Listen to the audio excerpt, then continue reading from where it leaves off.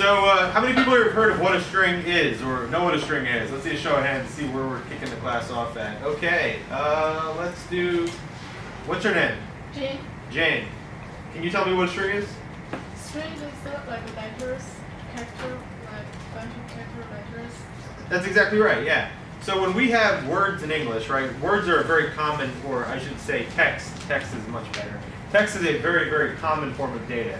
In fact, it's probably one of the predominant forms of data. Most of the data that you will take in, manipulate, won't be numbers. My guess is that it's going to be text.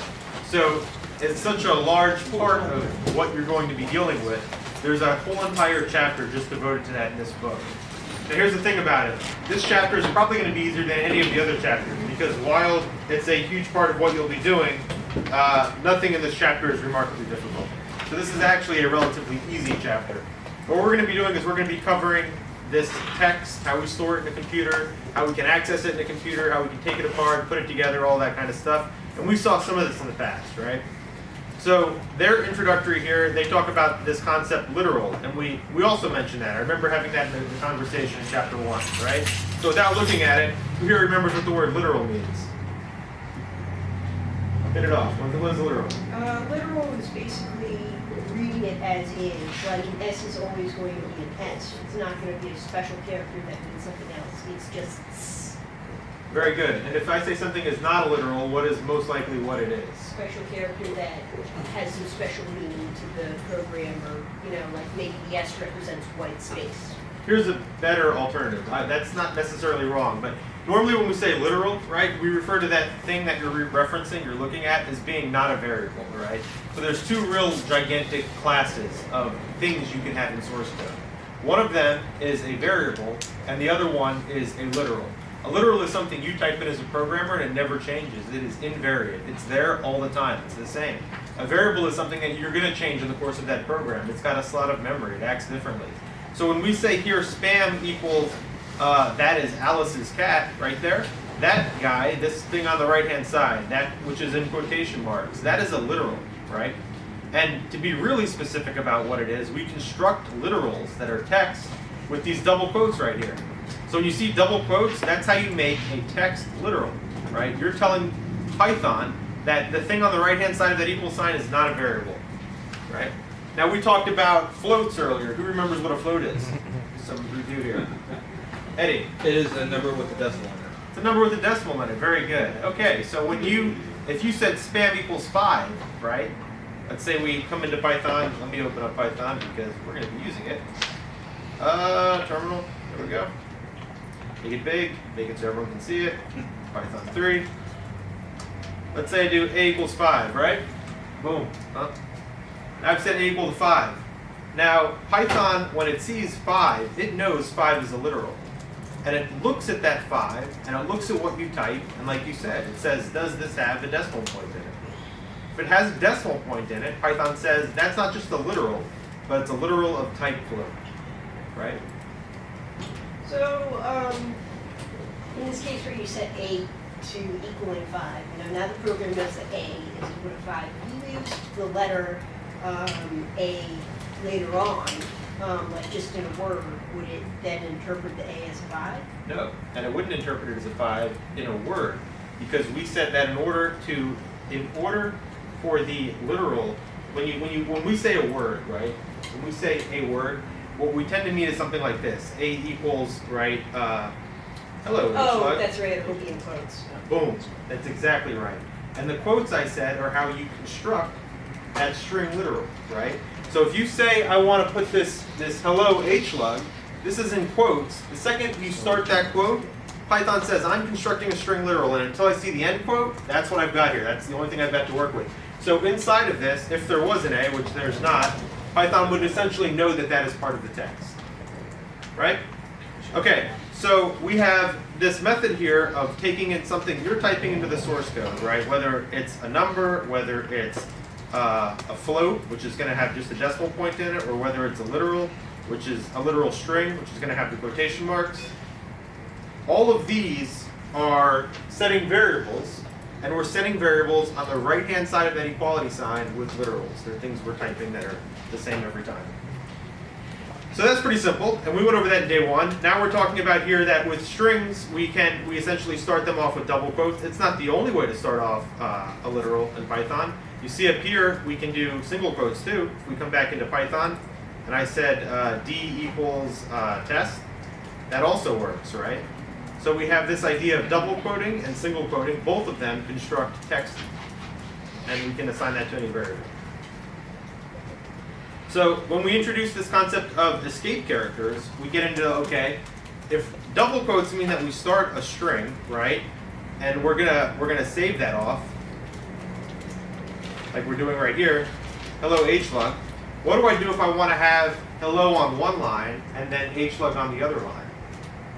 Right? How would I put that into the text? Does anyone know the answer to that? Backslash n, right? So if we have a backslash n, we have two things going on there. We have two different characters, and then they're apparently special, right? So if I said here, let's say here,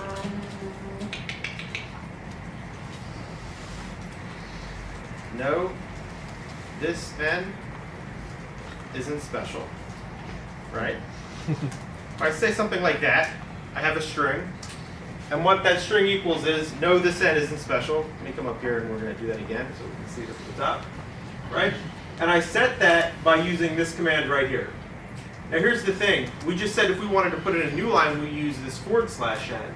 So if we come over here and I put a /n right here, right, and then I look at it, well, that's because it's doing this stupid thing. Let's see here. There we go. Okay, and we print it out. What we get here now is rather than having before, we do that before and after.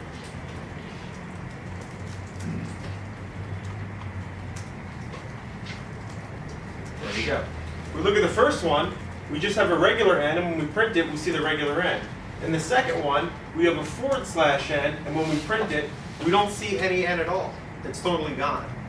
And the reason is, when we insert that slash right here, right, what Python ends up seeing is it says, okay, you're constructing a string, and inside of this syntax we're using, this is now a special character. That n is no longer just an n. It's a new line character. So there's complexities with how we can build strings and how we can put special. You can put it in with no quotes around. You can put it in with no quotes. The quotes there were totally not needed. If I do this right here, nothing has changed, right? Yes. So what if you were like doing something what if the string was like a URL, where you might reasonably have n follow a backslash? You can escape the backslash too. So that's one of the things that the book is also going to hit on very quick. There's different ways of doing that in Python, but one of the very common ways of doing that is simply to escape it. So the question was just asked, how do we make sure that that backslash stays a backslash and it doesn't go away? And we can do that by putting another backslash forward. So we're starting to see complexities emerge, right, with this idea of keeping text. And that's a big part of what this chapter is. We have the ability to put things on a new line with this new line character.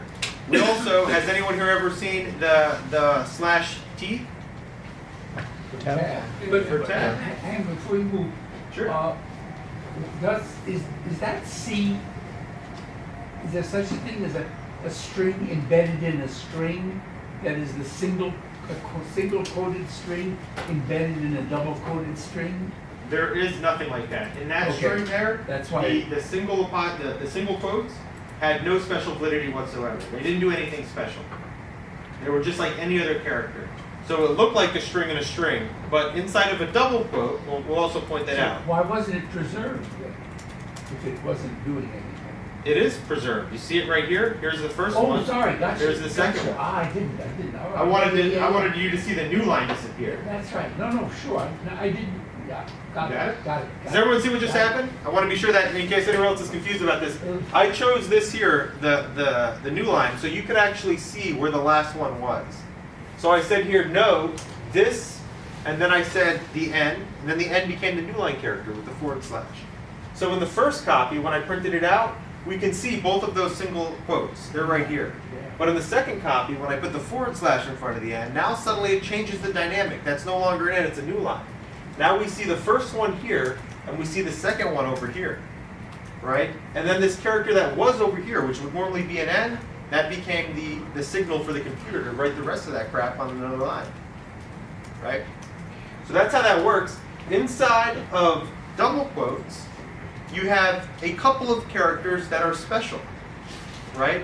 One character that's not special is a single quote. There's nothing special going on here. The single quote inside of a double quote is not special because it's just like any other character. The only character that's special is the double quote, which is going to tell it this is the end of that string. Do we see that? Any other questions about it? We call it nesting, right? But it doesn't matter what's on the inside of this. What this is looking for here is another double quote. So we have inside of it this guy, but it's totally insignificant except for this, the new line character. That's what we're trying to show off. Okay. And if you come down here, I actually took it out entirely because I didn't want it to be confusing. And now what you see when I print this out is that it's totally gone. Whereas up here, we could see that last apostrophe, single quote. Here, there is no apostrophe because I don't have it set. So all we see here is the new line, right? There's nothing here. Then we come down. Okay, so when we get back to the text there, we have these escape characters that they're going to introduce, and here they are. And there's not too many of them, so it keeps it pretty sane. So we have a single quote, which can be escaped. We have a double quote, which can be escaped. We have a tab, a new line, and a backslash. So we already had a question from, what's the name? Miriam? Miriam. We had a question from Miriam about encoding a URL. If we look up here at the top, this automate the boring stuff with Python. This is, normally it's like this, right? You see these HTTP / whatever, or backslashes in some of them. You can put backslash and the browser will turn the other direction. If we look here, if we ever want to put one of those in a string, we can just use two of them. And it'll actually take the backslash and escape it. So let's come down here and I'll show you what we do with that. If I say backslash equals, and then I just put one of them like this, right? Let me show you something else. Let me present that in a different way. Let me show you how this is all deduced and why it's there. We have this concept. I said when we start off a string, we can use a double quote character, right? Well, what if I want to put a double quote character in a string?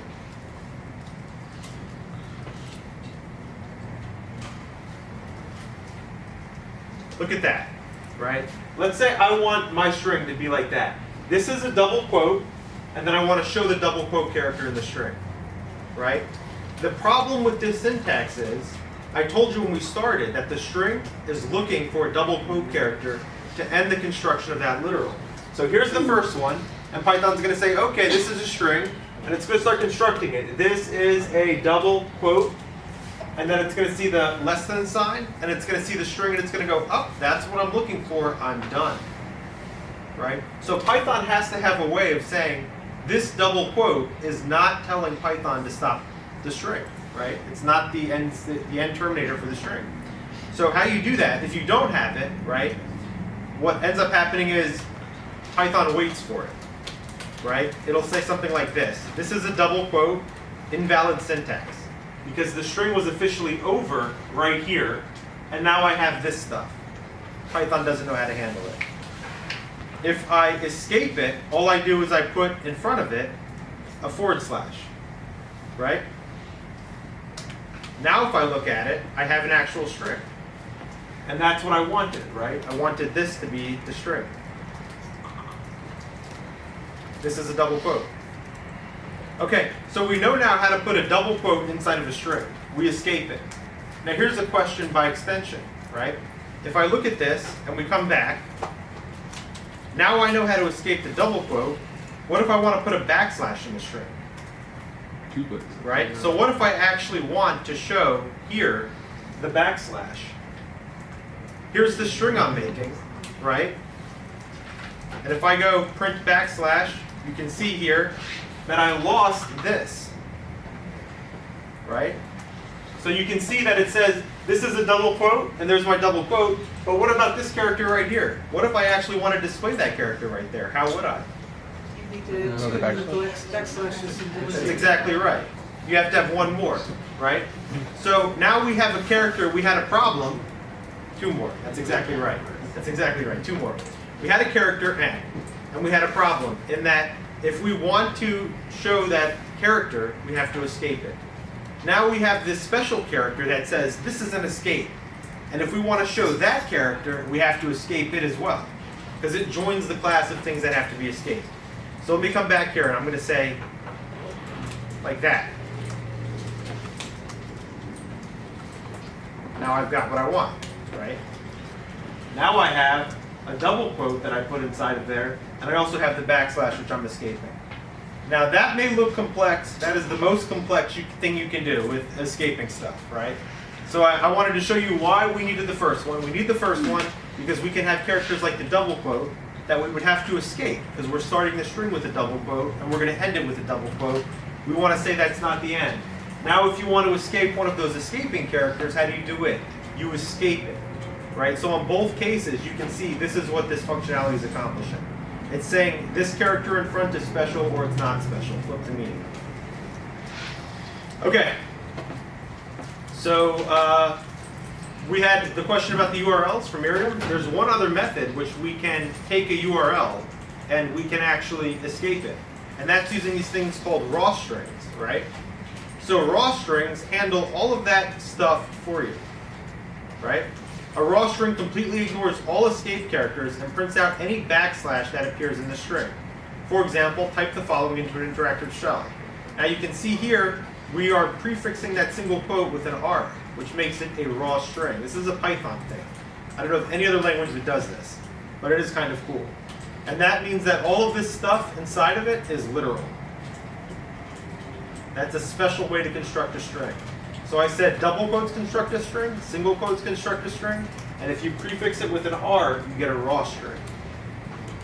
And whether or not, I don't know whether or not you can do an R in a double quote. That would be, I think you can. Yes, you can. Okay. So anything that is prefixed with an R is going to make it a raw string. Okay. Multi-line, what's up? R doubles code it left like some code like go back to the input from here. Go back to the The input, the double code you see the results and passing code is single coded. Oh, you mean here it's single? Yeah. Okay. It's a good observation. So here's what we have here. When we create a string as a raw string, right, or as any type of string, that doesn't necessarily impact how Python is going to render that string. So we have 2 things in play. I'm going to explain this, and this is also not all that complex of a concept after you wrap your head around it. When I take a variable and I say a equals 5, right, and I print out that variable, Python just says 5, right? But if I want to say a string is 5, right, a equals 5, or for simplicity we can say foo, right? Now when I want to print it out, Python has to tell me in some way, shape, or form that it's foo, right? It has to tell me that that's a string. So regardless of how you construct a string, Python will always tell you it's a string with single quotes, right? So if I have a equals 5, and then I say print a, I get 5. If I say a equals quote 5, and I say print a, I'm going to get the same thing, 5. But if I'm evaluating it, Python's going to tell me what type it is, right? So now if I do a equals 5a, now notice there's no print command. Python says 5. But if I do a equals quote 5, like this, single quotes, right? So there's 2 things I'm showing off here, and I want to be careful that we see it. I'm showing off the difference between printing, which is telling Python throw this on the screen, versus evaluating, in which Python will always tell you what type that is, right, with those construction characters, right? And the same thing could be said for, I want to say it's also true for printing a float. I'm 99% sure. So if I say a equals 5.0, right, and then I say print a, I think it just prints back 5. Nope, it prints back 5.0. Let's try something with more zeros. There you go, right? So Python always shows you that that number is a float with point and 1 insignificant character, but it won't continue, right? Even if it was like 5.03? No, then it will continue. right? It's an interesting case, and then it won't continue. But if I do, let's see here, come on in. If I do something like this, a equals 5.0, 5.1, right? And then a equals a minus 0.1. Now Python won't just say 5 because a is a float.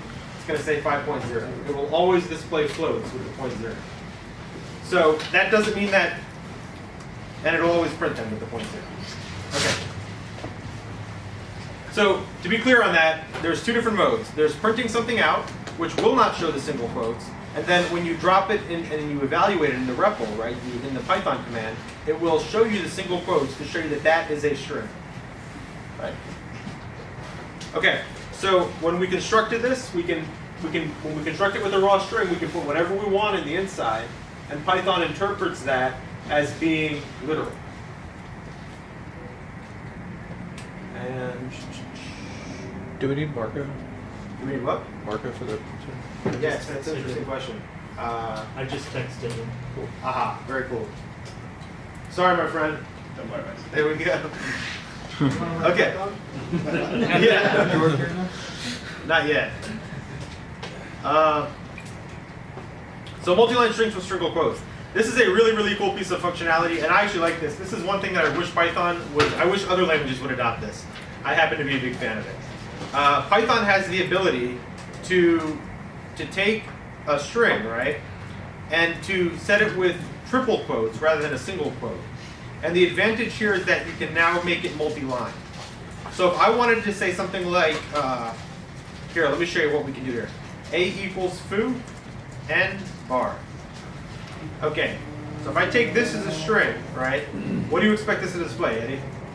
Foo and then bar in a second. Foo and bar in a second line, right? And that's exactly right. Surrounded by what? Single quotes. Exactly, right? Actually, no. When we print it, you'll see foo and bar in a second line. When you evaluate it, it's going to show you the new line, right?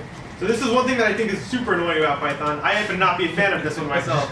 When you evaluate code with a new line in it, it catches me because you only do the REPL stuff, right, when you're live coding or you're testing.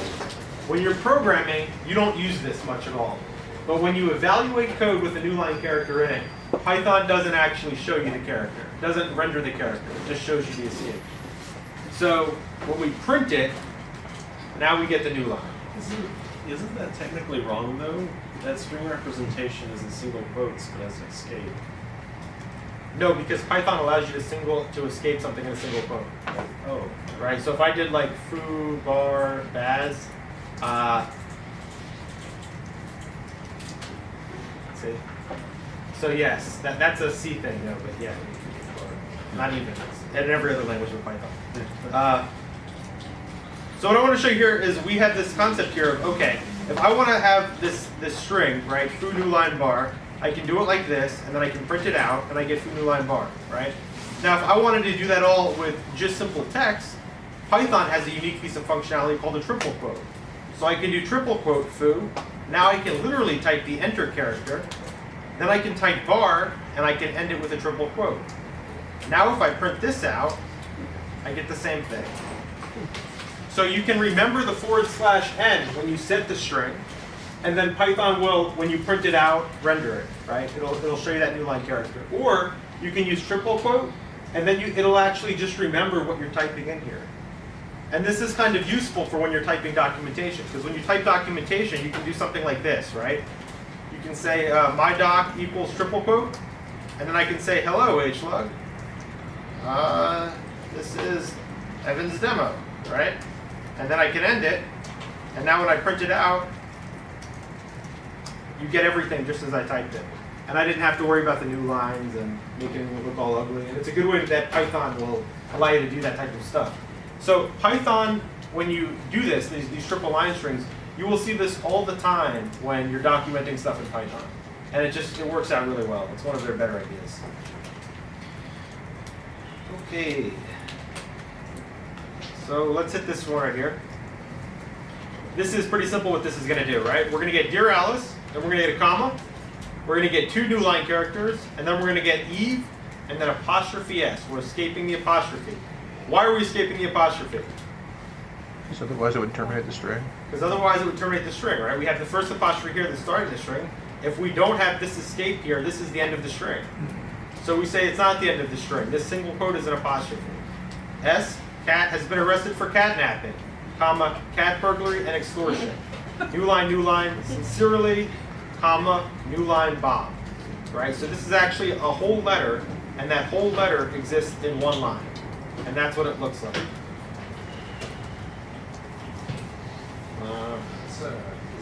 It's a weird string.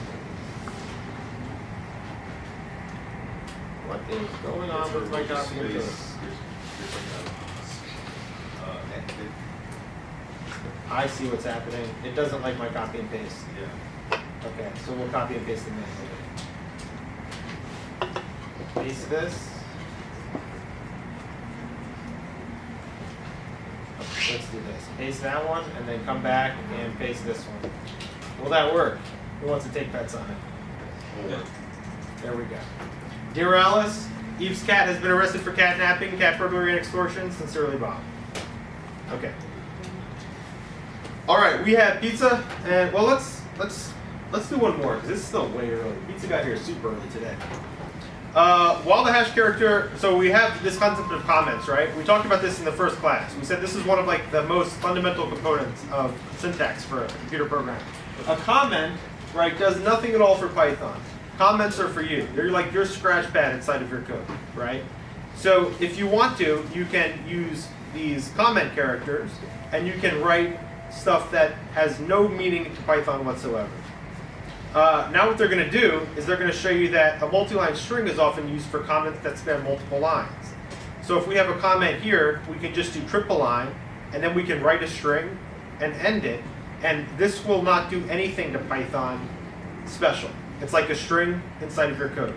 So what does that mean? If I take code right here, and let's say I write down, this is a comment, right? That is actually not really technically a comment. The book is calling it a comment. I'm going to explain to you what that is, right?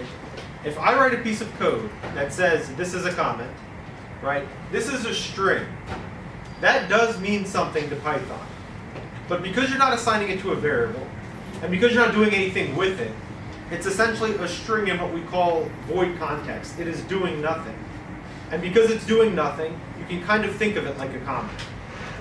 Now, in Python, specifically, this triple line comment here, that he's calling a comment, this is actually documentation for a function. And it does do something very special and very useful. And we're going to see that in a bit, right? But the cool thing is that you can write all of this with this triple quotation mark thing. So here's what I'm going to tell you about this section here. This is horribly incorrect and misleading, and I will show you cases where it's very cool and very awesome. It looks the same way, but he's describing it very, very poorly. Okay? So we'll definitely hit on that before the end of the class. I'll show you some of that stuff. You want to sit over here? Oh. Okay, very cool. So we have this concept of indexing and slicing strings. We said earlier strings are essentially a collection of characters, right? So if they're a collection of characters, there has to be ways to access single characters and ranges of characters inside of a string. So if we have a string hello world, as an example, it's telling you here that that string is 12 characters long. And if you look down here, they're showing you how to get to different parts of that string. So we can get to the first character of this string, right, the H, by accessing it with a 0 index. Right? And likewise, we can get to the fifth character of that string by accessing it with the 4 as an index, right? So if we count this, H, 1, 2, 3, 4, 5, right? So the 0th index is the H, the 4th index is the 5th character, which is the O, because Python is 0-based. Just keep that in mind at all times. You just got to wrap your head around it. That's what's throwing you off. Okay, likewise, we take an array. If I have an array here, and we've seen this multiple times, if I say A equals 1, 2, 3, 4, 5, 100, and I want to get access to the 100, we know how I would do that, right? Someone tell me how I would do it. A bracket 5. Ah, Peter, it's the last. Okay, so how do I get access to the last element? Negative 1. Colon. -1, right? That's how Python does it. So I say -1, and now I have the 100, right? So if I have a string, and that string is hello world, right, and I want to get access to the exclamation mark, I can do the same thing, because I'm thinking of the string as an array. Right?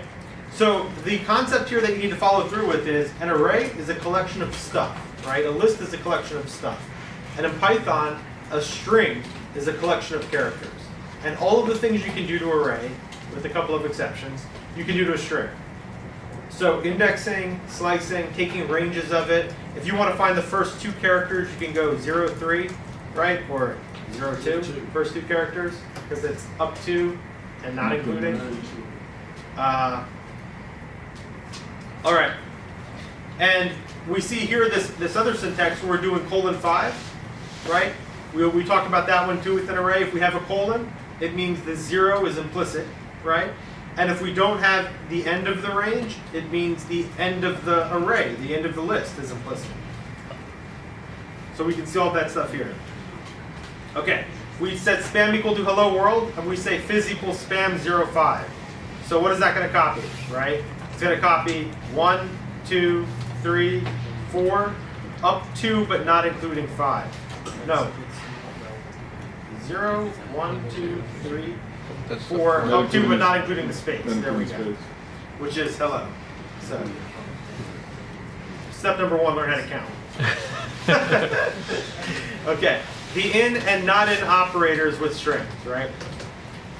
This is also pretty simple. We saw this with arrays, so this is nothing new, right? If I have an array and I say a equals 0, 1, 2, 3, I can find out whether or not there's a 0 in there by saying 0 in a, right? And it returns true. This is the containment operator. You remember us when we talked about that in the class. So we can always write in and find out whether or not an element is in an array. Likewise, I can say 0 not in a, right? And it's going to say false. It's going to essentially find the opposite of it, make sure it's not in that thing that we're looking at. Well, there's the same concept for strings. So if I look at here and I say hello in hello world,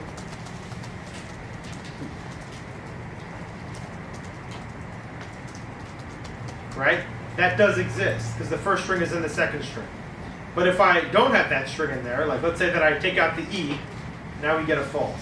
So you can test whether or not you have a substring. That's what we actually call this. In every other computer language, we call this thing on the left a substring. You can test whether or not this string exists in this anywhere by using in. And whoa. Sounds like a really good voice there. You also can test whether or not you have the cap sensitivity, right? That we're looking for things that have the same letters uppercase and lowercase. So if you're wondering why this example's here, it's because they're showing you that capital strings don't equal lowercase strings. If I come back and I say hello equals hello, this is going to return false because they're not of the same, they're not, it's a cap sensitive test. Likewise, if I do this, I get true, right? So when we do the in test, keep in mind that it's cap sensitive. So it's looking for that string in exactly the same case. Cats not in, cats and dogs, already talked about that. Okay, upper, lower, is lower, string methods, and we're still 15 minutes before 7. What we have here is, when we have a string, we talked about this in the first class, and I said you want to find out what a string can do. Who here remembers how you can find out what a string can do? If I say hello, how do I find out what I can do with hello? Help hello or help a. Help A, that's one great method of doing it, right? Oh shit, or string. That actual, no method found for hello because it's just simply a string. But we could do help string. Oh, let this happen. Hold on a second. Yeah, There we go. it's I better. don't know why that. Why didn't the A one work? That was weird too. That should actually work. Okay, interesting. That surprises me. But here, if we do help string, it'll tell us all of the methods that we can do with the string, which is really convenient, right? So we can take it, and all of these methods we're seeing documented in the book, these are all documented inside of Python too. We can look them up anytime we want.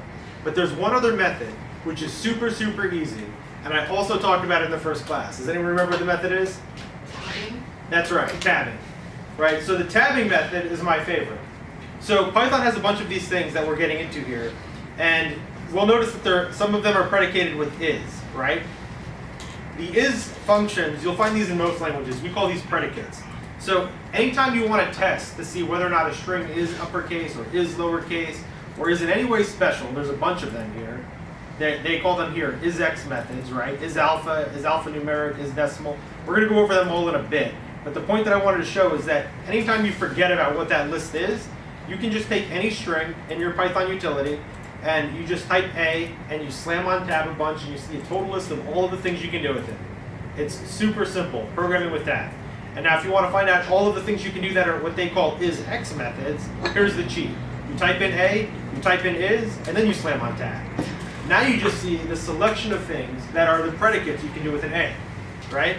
So that's really simple, because now you can say, okay, here's what Python makes available to me, and everything else I have to build myself. I want to know whether or not I have a digit in the string. I can use isDigit, right? So this is kind of cool. We talked about we can have A equals 5, and we can have A equals quote 5. How do I know whether or not the string A is quote 5? I can use A, is, D, and then tab, O, digit. Right? So that's there for you.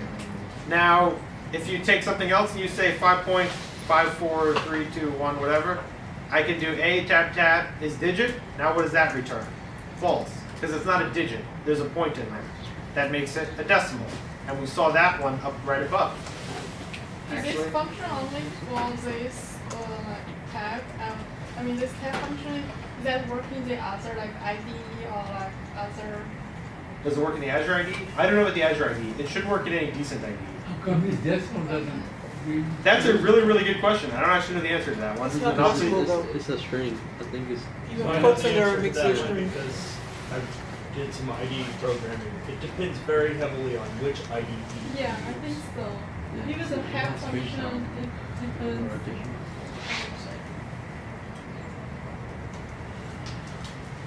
What is it expecting? This is something I've never even used.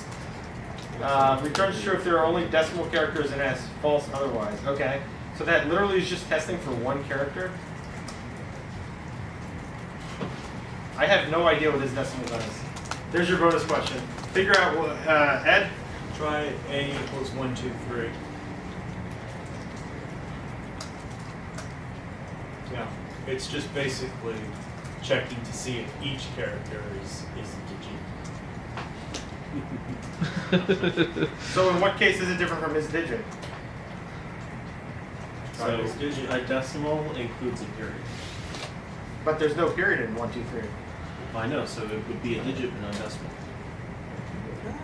So they're Always both be true. both. Type in a 1, 2, decimal 3. like 1.2.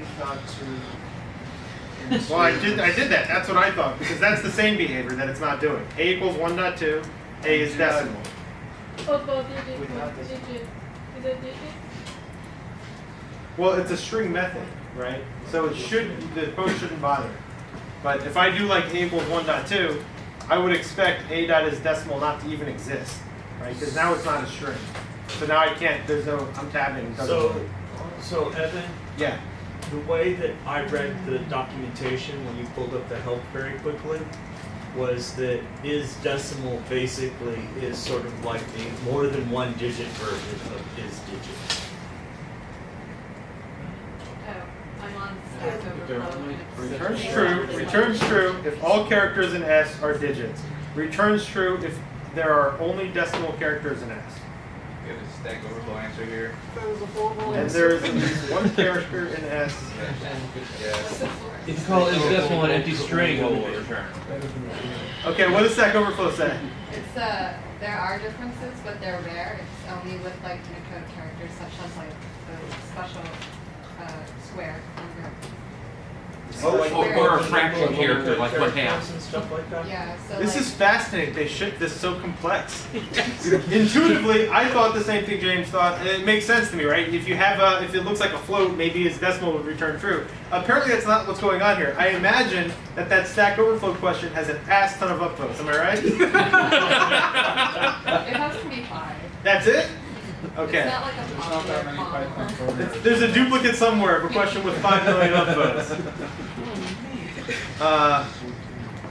All right.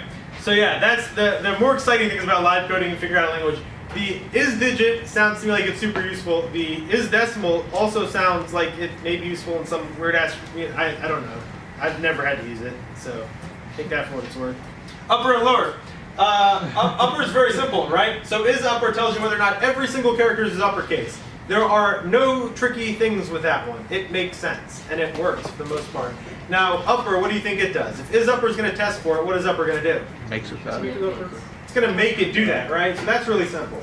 So if I give upper a lowercase character, right? Let's take it over here, and we'll say down here, upper, hello, HLUG.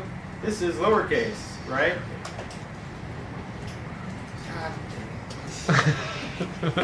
What? First thing, this is super. Okay. There we go. Hello, HLUG. This is lowercase. So what upper does is we give it a string, and no matter what that string is, you give it, right? You call that method on it, upper, and it's going to return to you that copy that is all uppercase, right? The opposite is upper is going to, I think you can just do it like that, is upper, it's going to return true. So the first one, what's up? What about supper? Yeah, what about supper? There you go. I supper. It's the apple supper.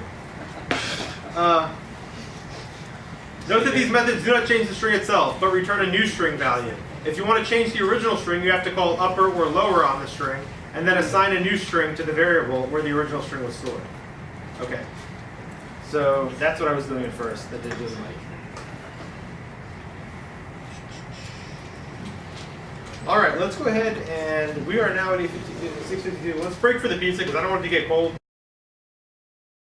So what did we previously cover? We previously covered these is methods, right?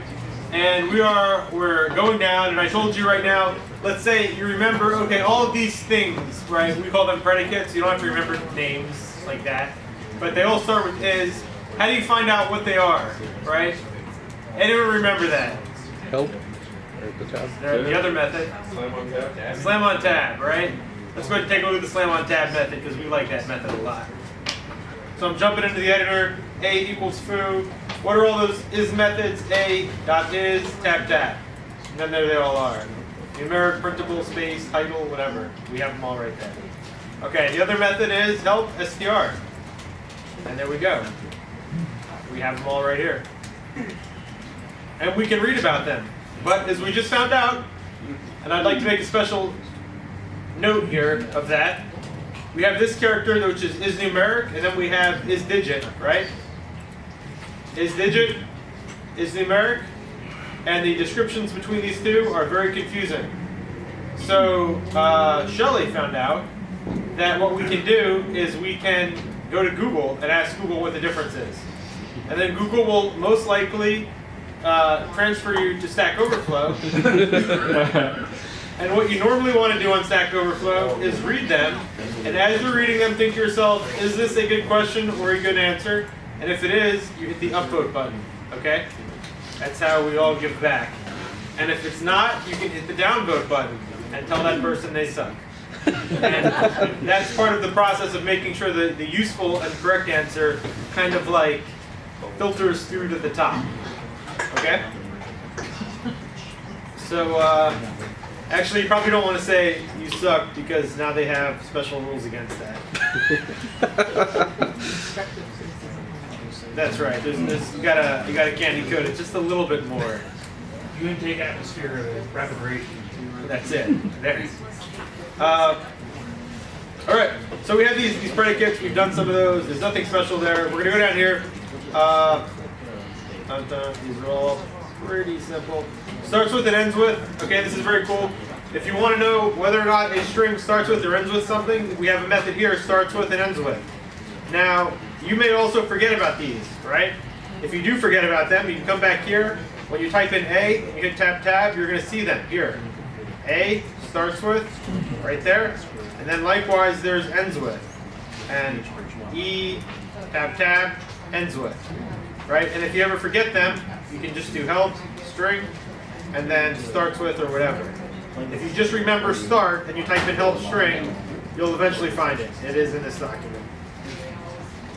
Starts with right there. Okay. So all of these are going to do, and that's really the takeaway from this chapter, is that we have a lot of different ways to work with strings because you do it all the time. If you have the string hello world, call starts with hello, call ends with world, there's nothing at all complex about it. Join and split are slightly different. So with join and split, what we do is we take a delimiter, right, like a comma, and what we can do is provide that to a method called join, a whole array, and join that array. This is kind of tricky. If you come from a different language, you're going to want to remember this or make special note of it because it stung me on multiple occasions. When I want to join an array, I want to call array.join, right? So there's two ways you could think about modeling this. You could say I have something like let's say we create ourselves an array, a equals foo, bar, baz. Now we have an array of 3 strings, right? You can't call a.join, right? That doesn't exist. Though that's how it looks, I believe, in Ruby. What you do is in Python, you create the delimiter, and then you call .join, and you give it the array, right? And then it's going to join all of your elements in the array by whatever delimiter string you called the method on. So they switch it.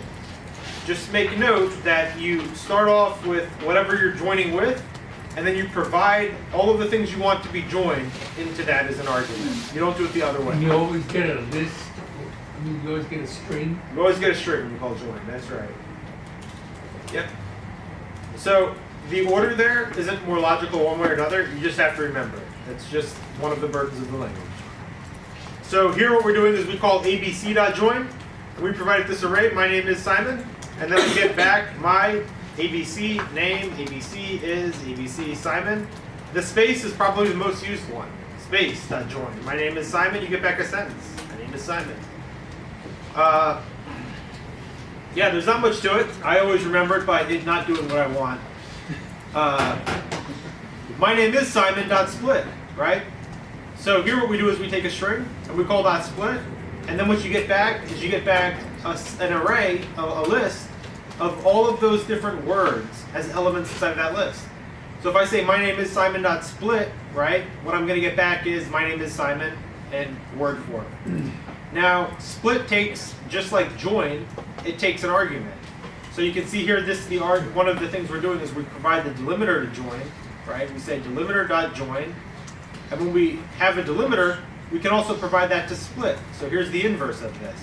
So here we take my ABC, name ABC is ABC Simon, we say split on ABC, we get back all this stuff. On the other one, we say abc.join, we provide the same array, we get the string back. That technically makes these inverse functions, right? One of them undoes the other. So you can call split and join 50 million times and get back the same thing. It's a great way to spend a day. Moving on, we have more triple quote stuff. So now that ugly string we had before, if you remember the whole catnapper thing, the letter, this is how that could have been written with this triple quotes. So quote, quote, quote, dear Alice, how have you been? I'm fine. There's a container in the fridge that's labeled milk experiment. Please do not drink it. Sincerely, Bob. And then what we call is we say spam.split. Now let's look at this. This whole thing here is a string, right? Now I want to be very clear about how this is working. When you create a string with the triple characters, triple quote, right? If I say A equals triple quote, and then I say hello HLUG, and then I give it triple quotes, who here wants to tell me what is in A? Someone give it a shot. Who do we got? Hands up. Come on, someone. Eddie already called on you. Anyone else? Zach. New line, hello HLUG, new line. That's right. There's actually two new lines. Oh, my bad, yeah. There's a new line here and a new line here, and then there's one here and then there's one here. All right, so if I show it, A, you're going to see it. New line, hello HLUG, new line, new line. The reason why I wanted to show you that is because I want you to understand that when you hit enter on a keyboard, magic is happening. Right? When you hit enter on a keyboard, just like every other character on a keyboard, your computer tells your keyboard, tells your computer, I just received this signal. And that signal is just like all others. It's the new line signal, right? It's a special character, just like the A or like the B or like the C. There's nothing different about it. It's a character. And your computer renders that like this. So when we do the triple quotes and we have new lines in there, those are there. They don't go away. It's just because you can't see them explicitly and they're not escaped doesn't mean they're not there. The new lines are precisely what is responsible for showing the stuff on a different line. Python knows that, and when it reads them back to you and it displays it here, you can see them there. Good? Windows Book. What's up? Windows Book. /ours. Yeah, I'm not going to go into that right now. Okay. Huge distraction from where I want to go. Yeah. And not to mention, no one should be using Windows anyway. Okay, yeah. So what we have here is justifying text with rjust, leftjust, and center. So we have methods of printing text. We can use print, right? Well, what if we want to print text and we want to pad it one way or another? We can do that. If we look here, rjust is right justified. Or, as you're probably more used to thinking of it, right align. What we do here is we give it a word hello, and we say we want to right justify that to essentially 10 characters. So now there's 1, 2, 3, 4, 5 characters in hello, and it's going to put 5 characters in this string here. Below it, we have right justify to 20 characters. We know there's 5 characters in hello. That means there's 15 spaces here. Right justify is going to take, it's going to take whatever you give it, and it's going to pad it with that many spaces. But alternatively, you can provide a different character, which we do here, right? And it'll change it from spaces to something else. So the space is the default, but you can provide it an override. So here we have right justify 20. We give it hello. We see hello on the right, and we're going to see 15 asterisks. I'm not going to count it. The same thing here with ljust, right? Ljust moves it the opposite direction. Now we have hello on the left, and we have 20 dashes. This is a way where you can make, if you've seen all the old school terminals, you know, and people messing around with that in the pre-web days, this is how you would do that. You would do those kind of displays, right? Now you use CSS when you typically make stuff, or use HTML and that kind of thing. But this is how you used to actually format things for printing and display. And it's still kind of cool because it looks nice, right? Hello center 20. Center's the same thing, except it figures out where the midpoint is, and it calculates what you need on the left and what you need on the right. You could do all of that yourself. This is a lot easier. It does it for you. So we say hello center 20, and now what do we have? We have hello in the middle, and we have whatever 20 minus 5 divided by 2 is on the left and the right. Because that's exactly the math it's doing. It says you want 20 characters, therefore I have 5 characters provided. I have to take 15 characters and split them. Half of them on the left, half of them on the right. Okay? Here we do the same thing. We provided an override of dashes, and now we have essentially a title looking thing. Right? All right. These methods are especially useful when you need to print tabular data that have the correct spacing. Open a new file editor and enter in the following code and save it as picnictable.py. So I have done that. We have an editor ready to rock.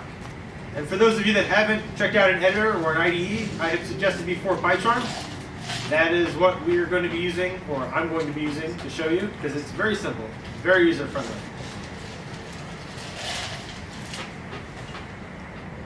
A lot of what Peter was talking about today, you find that type of stuff in more advanced editors, and that's what I'm actually used to. I'm not used to PyCharm. So if you want to know more about those editors, come when we're not teaching classes, because that's the kind of stuff we love to geek out about. So unfortunately, I don't want to blow people's minds and add extra complexity. So with PyCharm, I popped in my code right here. This is a scratchpad in PyCharm. And then I just go run, and I hit run, and then what it does is it actually just outputs what they want. So we can see what we're doing here. We've created a subroutine, and this is a very nice looking display. Can everyone in the back see that? It's at the bottom. I hate that the TVs are so low, but I don't know what else. So right here, we can see that we have sandwiches, and we have the end of the sandwich line very cleanly lined up. So we can see sandwiches are left justified, and we have the dots. right? And then we have the numbers over here, the tallies, the totals. These are right justified, and we have spaces. And we can see this thing up here at the top. This is picnic items, and this is centered, and we have dashes. Now, this is a really good time to explain to you how center works. When we went over here, and I said, and I'm impressed, I'm always impressed sometimes when people ask me questions and they're the gotcha stuff, you know? I like the gotcha stuff, but I'm always sometimes impressed when I get away and I sneak off, and no one asks me the gotcha question, and I'm like, really? That was nice. So, what we have here is... What if it's an uneven number? Aha, right, so there's the gotcha that I was expecting when I said that. I spelled it out for you. Okay, I said hello was 5 characters, right? 1, 2, 3, 4, 5. I said we centered it to 20. And I said the formula for deciding what we're going to do there is we take 20, we subtract it from the length of the string we give it, hello. Now we have 15, and now we're going to take 15 and divide it by 2 to figure out what you put on the left and what you put on the right. Well, what's 15 divided by 2? 7.5. 7.5. So now here's the gotcha. Someone was supposed to raise their hand and go, well, which side's going to get, you know, the extra character? Or how do you have half a character? Those are the 2 obvious gotchas there, right? So I don't actually know the answer to that, to be honest with you. I don't know how Python handled that because that's insane anyway, right? It's a very like, it doesn't matter in most cases, and it's minutia. Is it 7 on the left and 8 on the right? Yeah. Yeah. Okay, so here's what we're going to see. Your guess was 7 on the left, 8 on the right. If we come down here to this one, right, this new example we have, right, we can see that picnic is also centered. And we can see that the extra one is on the left. Yeah. So it would be 8 on the left, 7 on the right. Well, the example was 7 on the left, 8 on the right, unless I miscounted No, it is. on the PDF. On the It PDF? was- yeah. Oh, in the PDF. On the hello, you can see what the equals Let's see here. 1, 2, 3. on the line below. Is this what we're talking about? Or the line below. It's easier with the equal sign. Aha. Or symbols. Yeah, this actually 7 on the. That looks like 7 on the left, 8 on the right. That's better than that. Let's try this and see if the book just bullshitted this and didn't actually run this code. What do you think? 1, 2, 3, 4, 5, 6, 7. 1, 2, 3, 4, 5, 6. I have no idea. So That is interesting. use the RNG maybe? Yeah. Well, why it's interesting to me is that the command center here, quite clearly, did we use center? Although is picnic items, that's an even number of characters, right? 6. Clearly not, because you have 3 on one side, 2 on the other. Anyway, Well, it's 12 characters. we're not gonna worry about that, right? This is the stuff. We'll geek out about this some other time. You know, next time I count my blessings when I didn't get the gotcha question, I'm just gonna let that shit slide. That's what I'm taking away from this one. Okay, so here's what we're doing. We have this thing called print picnic, and it takes an items dict, a left and a right. Okay? What we do is we print picnic items, and then we center it. We add left and right, and then we say we want the characters to be the dashes. That's what's creating this, and it's what's creating this, right? So here we say picnic items, 12, 5, right? So we're going to take 12 and 5 is 17. We're going to subtract picnic items, and we're going to put whatever the amount of extras are on the left and the right. We can see here 3 and 2. So that's how that works. And then we say for KV in items dict.items. We went through this before. This is how we're iterating through this dictionary.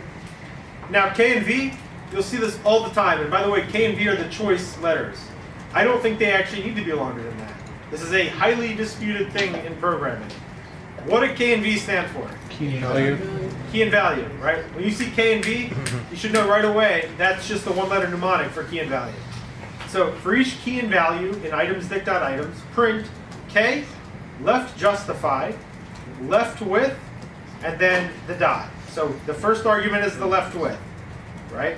12, we're left justifying sandwiches to 12 with dots. And then what we're adding to it is, we're adding to it the string of the value, right, which is 4. You want to make that a string. We're right justifying it to the right with, which is 5. So here's the question. If I wanted to have more dots here, what would I do? Increase the number. Increase the number on the left with, exactly, right? So if I come down here and I say 15, and I rerun this, you're going to see these dots go further. There we go. See how they expand up? So we've created something that renders the things as a table. And all it needs is a table, is a dictionary, and how far you want both of those columns justified. Right? Okay, does anyone have any questions about that code? Cool. All right. And that's the code right there. Picnic items, there we go. Okay. Removing white space with strip, R strip, and L strip. Okay, so we talked about here, if we look at it, right, we can use L just and R just to add white space, right? In other languages, what do we call this? What's the more common word than R just and L just? Does anyone know? Align. Not align. No? Pad, right? What's up? Piping. Piping. Piping. Padding. Padding. That's exactly right. Padding. Padding is the more. That's what HTML calls it. It's what SQL calls it. It's what pretty much everything calls it. Python calls it justifying. So whatever you want, it doesn't matter.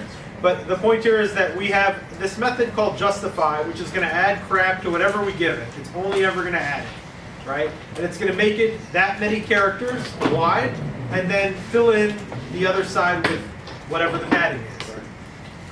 There's something that will remove the crap too, right? So what removes it? What removes it is trim and space.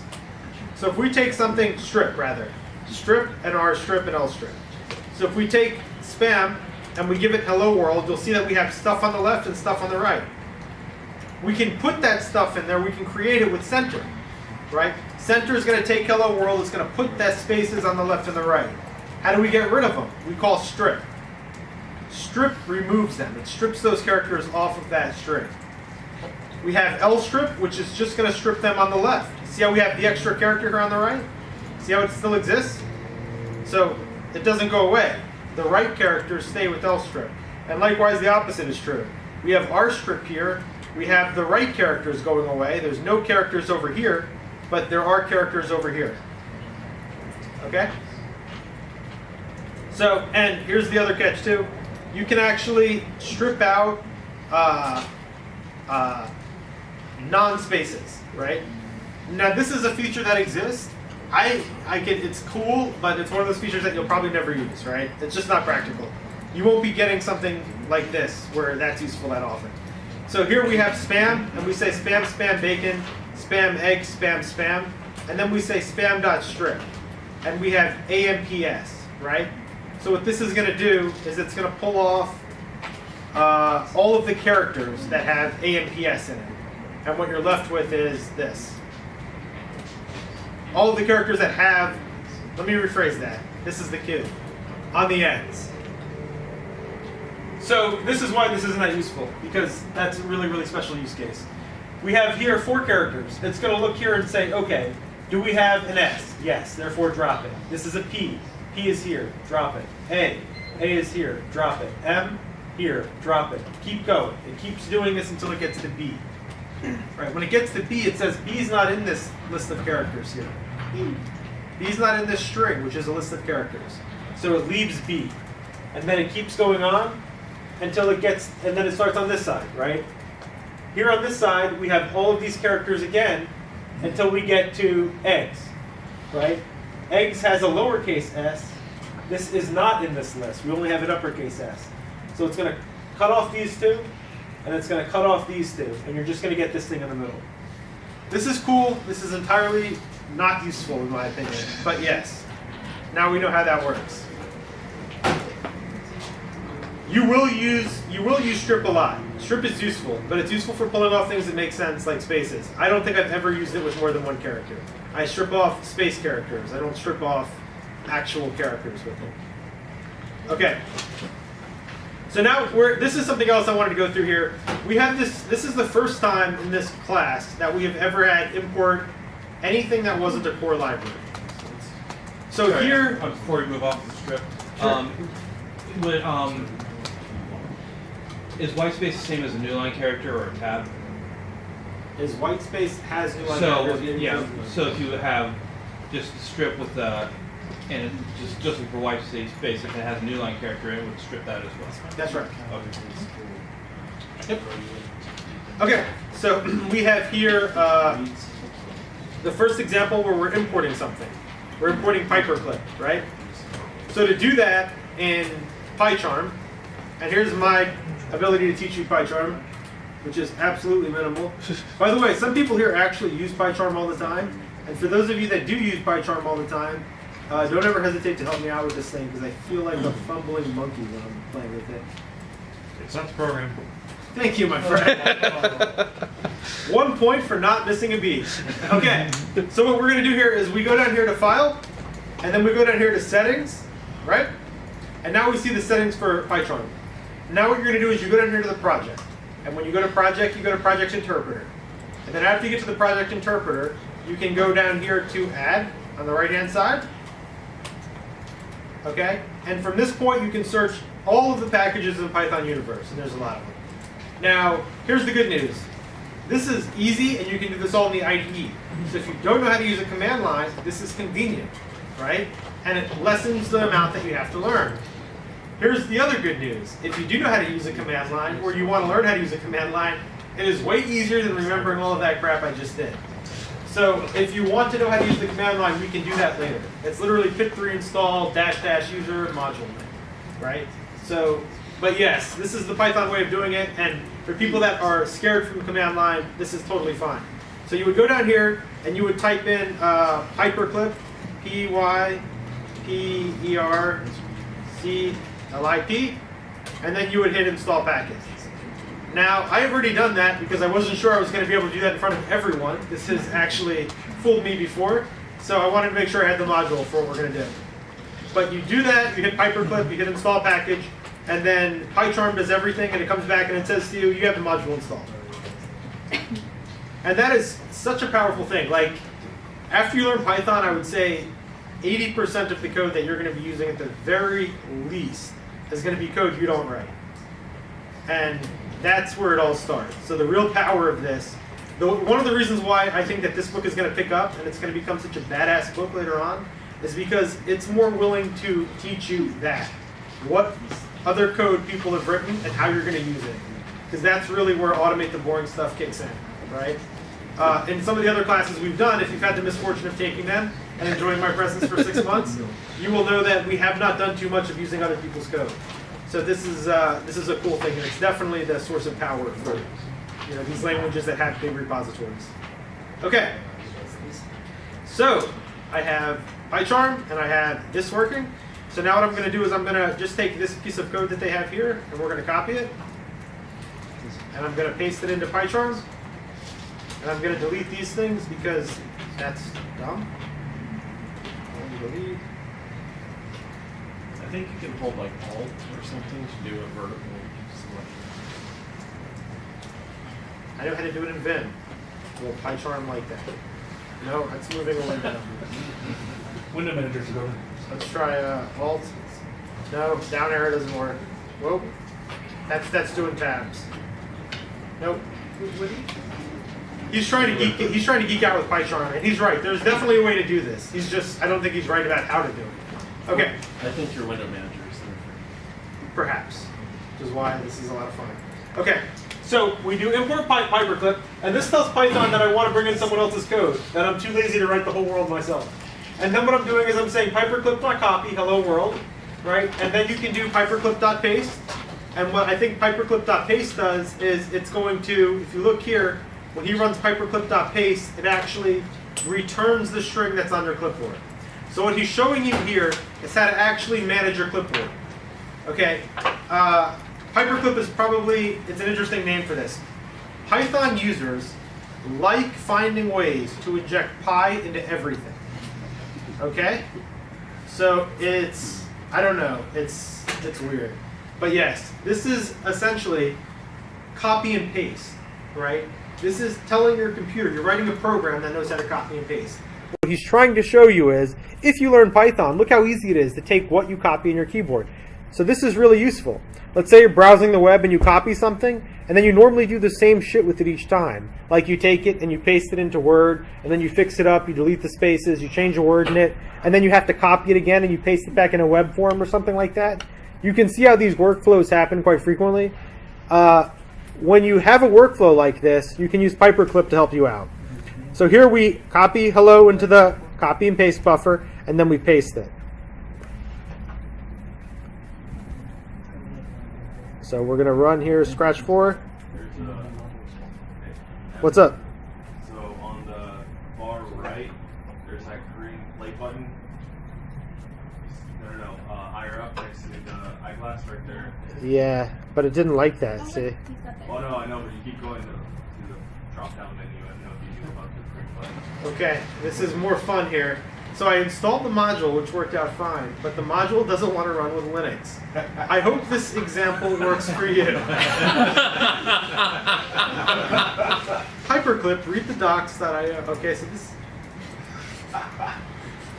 Linux? I actually resolved that one in PyCharm. URL. You resolve this stupid error with the Hyperclip? Yeah, there's another. Let me remember what it was. Another module.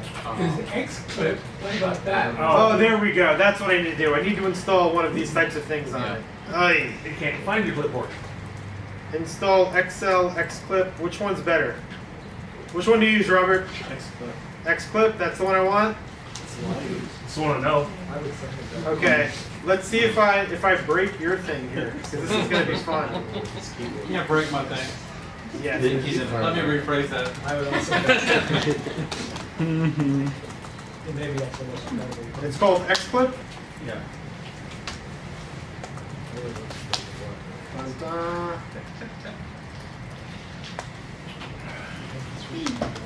Colonel Panic. Yeah, right? Just what I need. Okay. So, installing stuff. There we go. Where was the module install screen again? You mean for PyCharm? Yeah. Okay. For the paperclip thing? For the Paperclip. In PyCharm. Or Yeah, in PyCharm. okay, in PyCharm. The one you told me I was an idiot for. Now we need the idiot's expertise. Okay, file settings, and then after we do file settings, we hit the project that we have on the left-hand side. Then we're going to hit project interpreter. Then we're going to hit the plus sign. What a fun joy this is. And then we search for it right there in the center. And then we hit install module, install package. Yeah, hers looks different. File settings? Was it import settings or? I did file settings, and then I went down under project. It could say project structure. On Mac, I found something similar. Preferences for new projects, and then there's project interpreter in there. Yeah, then Yep, that's it. okay. Properties for new project. Properties for new project, if you're following along. Okay, very cool. So I just installed whatever it wanted. Let's see if it still complains. And it didn't complain, so we're good. Let me come down here and say print Paperclip paste. And then I bet I see what I copied. Hello world. Okay. So this is where it's cool. Let me come down here and I'm going to see where it says process finished. No, let's take something better than that, right? Let me come over here and I'm going to copy this. Not implemented error, right? Totally random. I'm going to right click copy. Now if I come over here and I delete the copy command, Paperclip should have access to it. So now I would expect it to actually say right here, not implemented error, because I copied that. Aha! Okay. So that's how you can make Python work with your copy and pasting mechanism in your computer, right? So now you can build a program and you can tell your boss all he has to do is copy whatever crap he wants to process and run your Python script. And your Python script can read that and do whatever it wants with it. Okay. So we come down here, automate the boring stuff. We see here now, we can also paste. That's how we're getting access to the stuff we copied. And we're going to script that. Okay, so now we're going to do this thing called the password locker. This is the example in this book. And this is how I think the book structures itself moving forward, right? Where every different chapter, rather than just simply giving you tasks to do that are abstract, you kind of start to work on tasks that are more like useful. even though I would not suggest you to use any of these in the real world. They're teaching you how to program Python with tasks. So we're going to create something here called a password locker, and here's how that password locker works. It takes a task, like email, blog, and luggage, right, or whatever you want to give it, and it stores your incredibly complex password on the right-hand side. So this is, what do we call something that is constructed with curly braces? Anyone remember the name? Dictionary, right? So we're creating a dictionary data structure of passwords with the keys set to email, blog, and luggage, and the values set to your password. Now what he's doing is we have it set to where it handles these command line arguments, right? So you can see here, argv1 is the first thing you provide to an argument on the command line. Let me show you how this works, because some people have no experience with the command line. This whole thing is going to be foreign. Okay, if you have no experience on the command line, here's how it works. We have a command. This is the echo command. This is the simplest command line command there probably is. With the echo command, you can feed it an argument, right? And all it does is print it out on the screen. So I say echo, hello, and then what does it do? It prints out hello. Hello is the first argument to the command echo, right?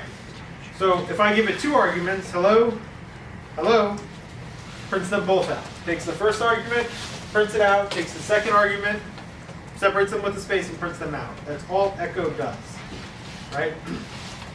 We are going to make a command that works similar. Our command is going to say password, whatever, right? And then we're going to give it a name, like blog, and then it's going to come back and tell us our password. So blog is going to be the first argument to that command. So if we look here, we access the first argument of that command with this thing called argv1, right?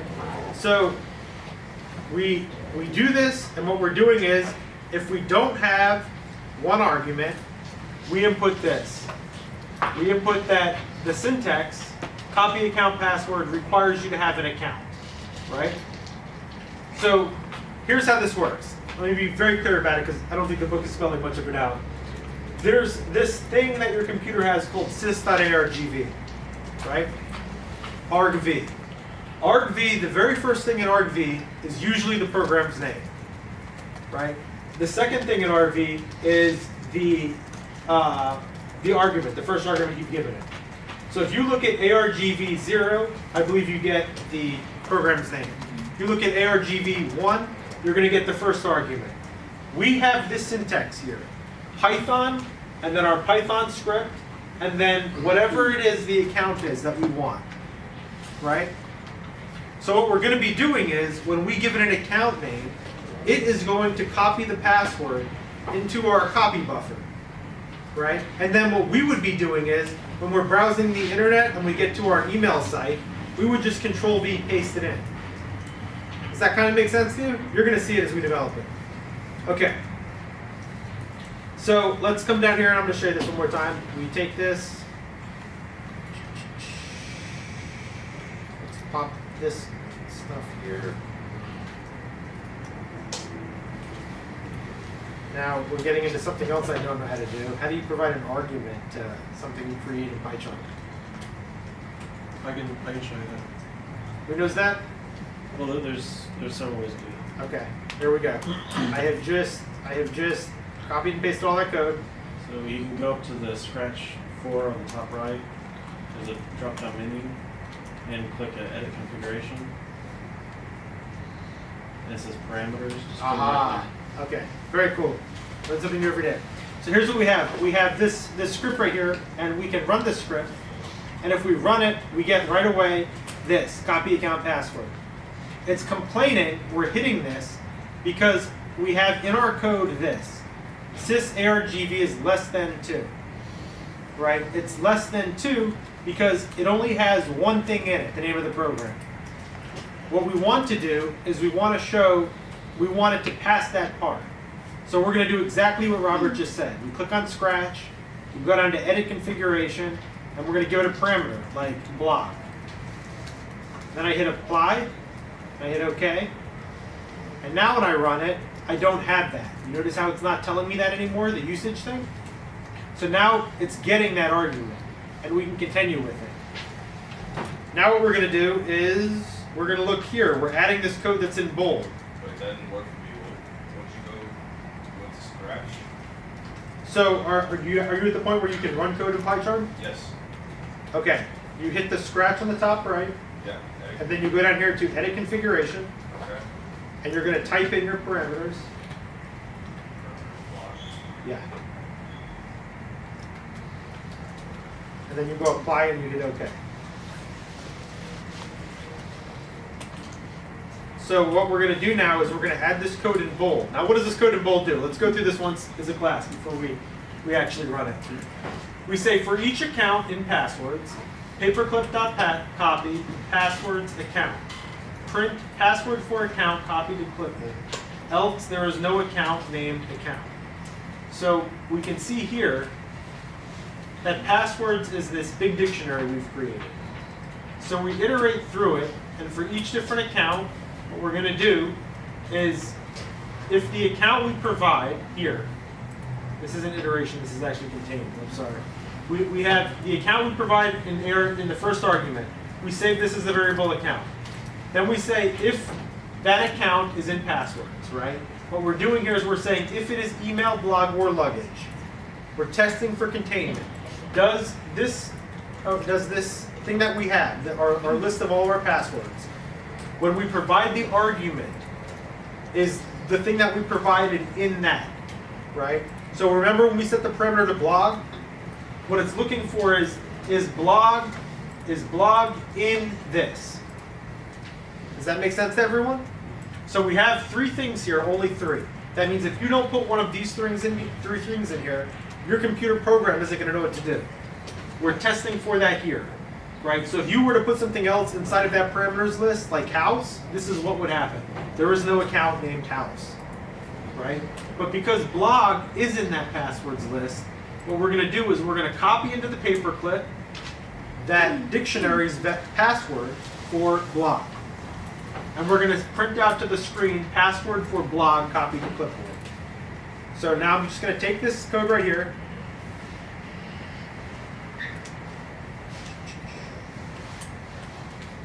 We're going to copy this. We go into the program, paste it, and I'm going to run it. And it says password for blog copied to clipboard. Now all I would do is I would copy it and I could just paste it anywhere. If I come up here and I paste it, you're going to see the same thing. Look, blog, and here's the password, right? So here's the idea. The idea isn't that you do this through an IDE. I just showed you how to pass a parameter through an IDE. The idea is that you would run this code just like this. You would say Python, and then our script, which is pw.py, you can see it right here, and you would give it the account name, and it would run it. Right? That's how that's supposed to work. So we're developing in an IDE, but this is how this code is supposed to be run. So then this new code looks in the password directory for the account name, and finds it, and then it copies it to your clipboard. Okay. So now we're done with that project. That's our little password manager. There's another project we have, adding bullets to wiki markup. Right? When editing a Wikipedia article, you can create a bulleted list by putting each list item on its own line and placing a star in front of it. So what we're going to do is we're going to create something where we essentially copy this list right here, and then this is what, after we run our program, our copy buffer looks like.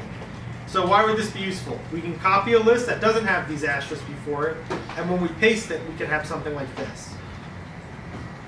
So here's what we do. Bullet point adder.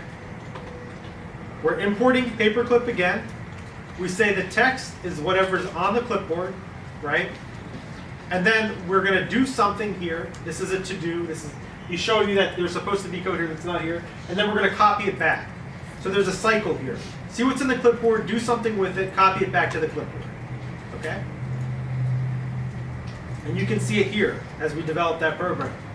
So now we get whatever's in the clipboard.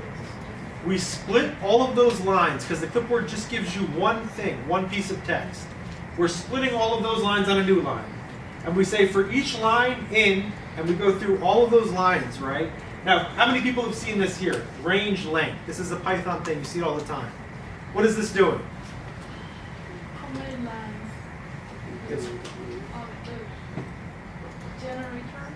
You get a generator from That's exactly zero, right. like 0 to the number of 9. Precisely, exactly right, 100, right? So let me explain to you what that means because we haven't introduced the term generator, I don't believe. A generator means that when we run this thing, length is going to tell me how many lines I get, right? So if I say here, if I have, let me show you, we're going to break it down, and just to keep it fresh in everyone's mind. If I say here, let's jump into Python, and I say A equals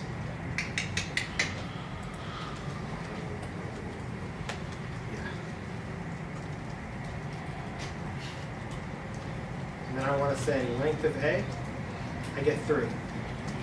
Length is going to return how many elements you have in an array. It's very simple, right?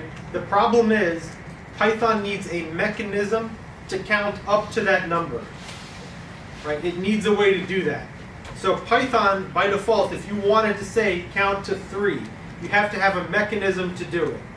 Range does that. So if I say for I in length A, right, and then I say here print I, right, we get the integer object is not iterable. It's telling you I can't iterate. For is what we call iteration, right? So for is going to take whatever you give it and it's going to cycle through it, doing something with everything inside. For says to you, I can't iterate through 3. Length is returning a 3 and I can't iterate through it. The generator and an iterator, for our purposes, and we're not going to go further into it in this class, are the same thing. What the generator is going to do is when we say range length A, this tells Python I need to create something that can iterate over a range of 0 to 3. So now if I do it for I in range length A, print I, now I get 0, 1, 2, right? Now this is convenient because this is the indexes for that. So length returns you how many elements it has, and range will generate to you something you can iterate over with all of those indexes. Does that make sense? Okay, so what we're doing here in this Python code that we're looking at is we're saying we want to iterate over the lines, right? But we're not going to get a line inside of the line. We're going to get an index number inside of the line. So if we're going to get an index number, that means we have to use that to get inside of lines. So you see here lines I, that is an index number. We're saying for each I in range, loop through all of the indexes in line. Then what we're going to do is change it. We're going to say the lines I equals, so now we're overriding that element in the lines array. We're overriding that element with a new one. We're adding it with an asterisk plus lines of I. Right? Now here's the reason why we're doing it. Let me show you something here. You may wonder, well that's a lot of work, why do we have to use indexes anyway? Here's why you have to use indexes anyway. I have something foobar baz, right? If I don't do that whole nonsense with the range and the length like they're doing, if I just do this for element in A, right, I can print out all of these elements. But how would I change them? To change something, you have to have an equal sign.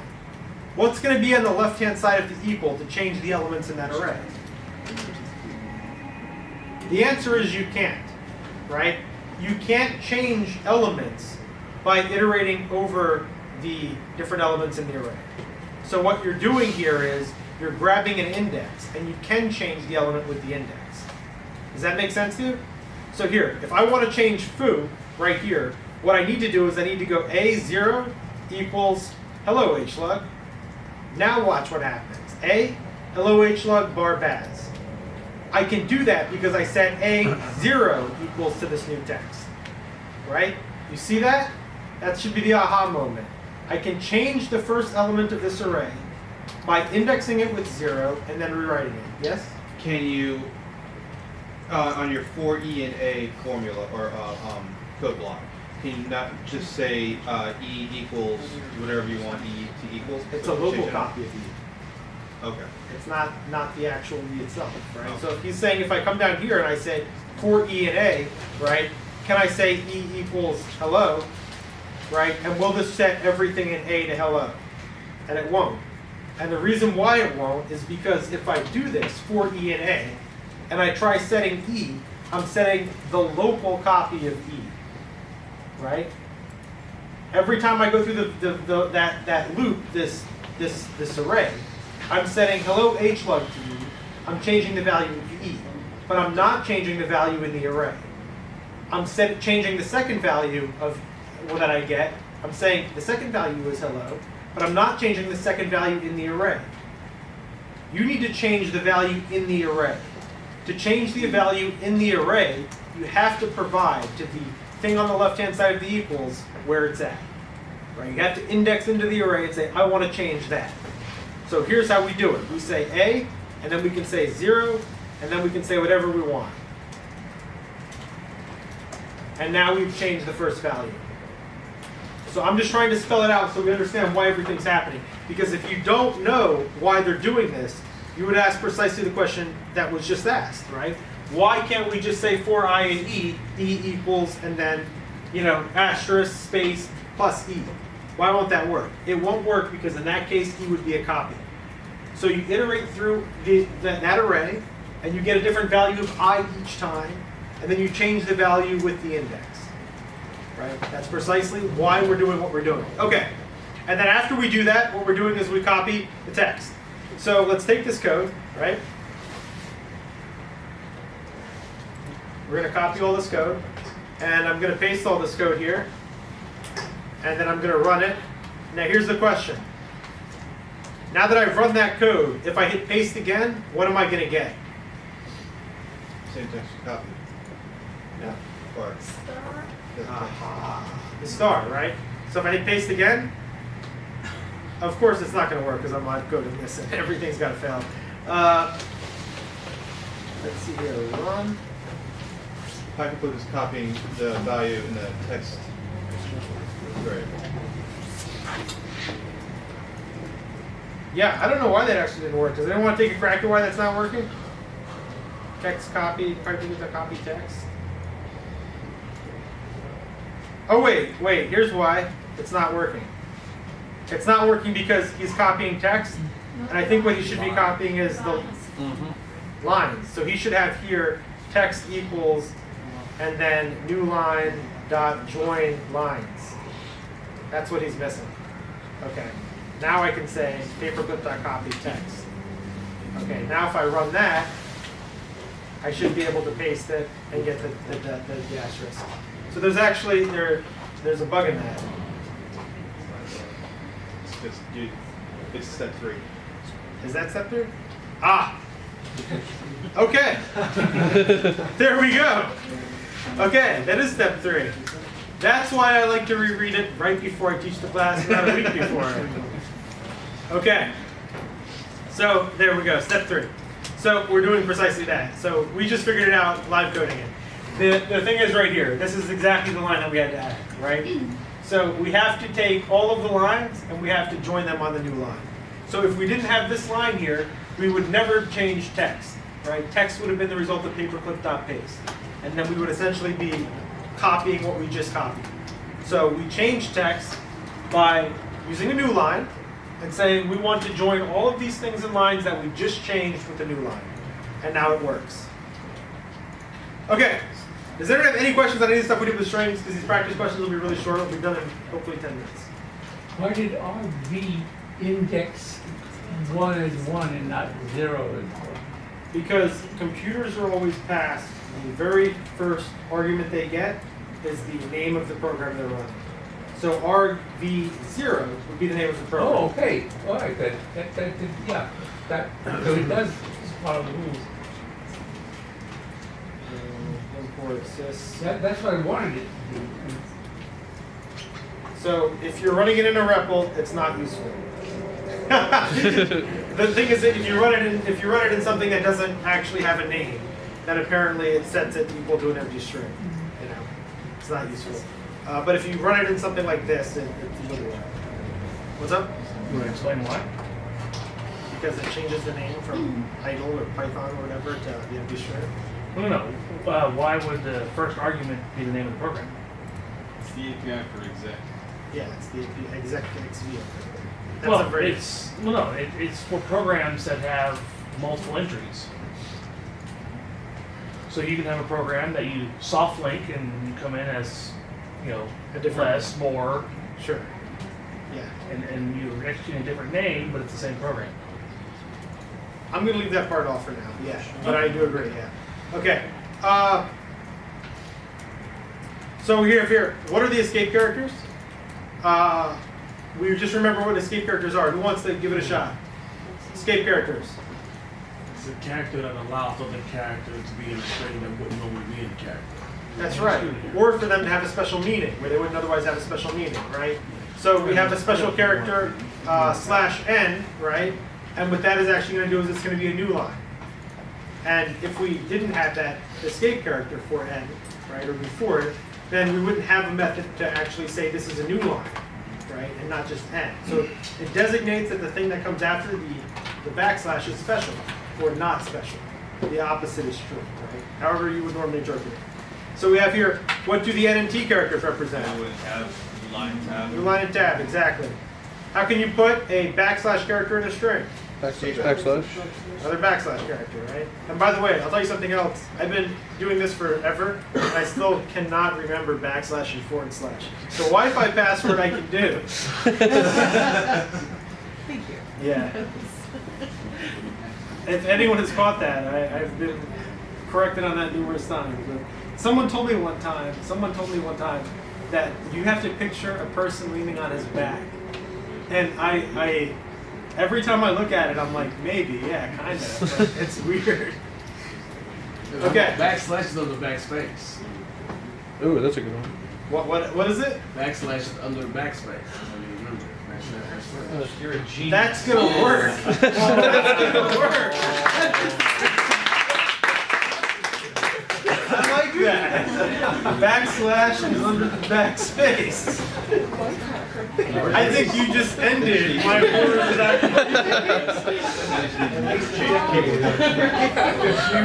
yeah, I had. That would make sense. So now I'm just going to call that the backy part of the keyboard. Very cool. Yeah. And I think part of the problem is when you get into computer, especially if you're self-taught, you do so many things wrong until you meet someone else who knows how to do them, especially with pronunciation. It's definitely awesome. The string value Howl's moving castle is a valid string. Why isn't it a problem that the single quote character in the word howl isn't escape? Double quotes. What he said. Exactly. What he said. What he said. I like that. Ditto. So we have what he said and ditto. If we start with single quotes, we have to escape. If we start with double quotes, we don't have to escape. Easy enough. Computer only needs to know that it's not special if it is otherwise special. If you don't want to put a /n in your string, how can you write a string with new lines in it? Triple quotes. Triple quotes. Press enter. Right. Or raw string. Or a raw string, yeah. What do the following expressions evaluate to? H. H? E. E. That's all right. You're batting really high today. You should have your Jumped the gun a little too quick on that one. Okay, hello world. Hello. Hello. What about this one? Hello. Same thing. We don't have a start. We know to start at 0. What about this one? Hello world. Oh, well. Hello world. Hello world. So we skip to the third. Skip the first, the second, start at the third. Right? The first character is inclusive. So you skip the first index, the second index, and then we start at index 3. No. We start at we start at the second element. This one was so the way Python's doing this.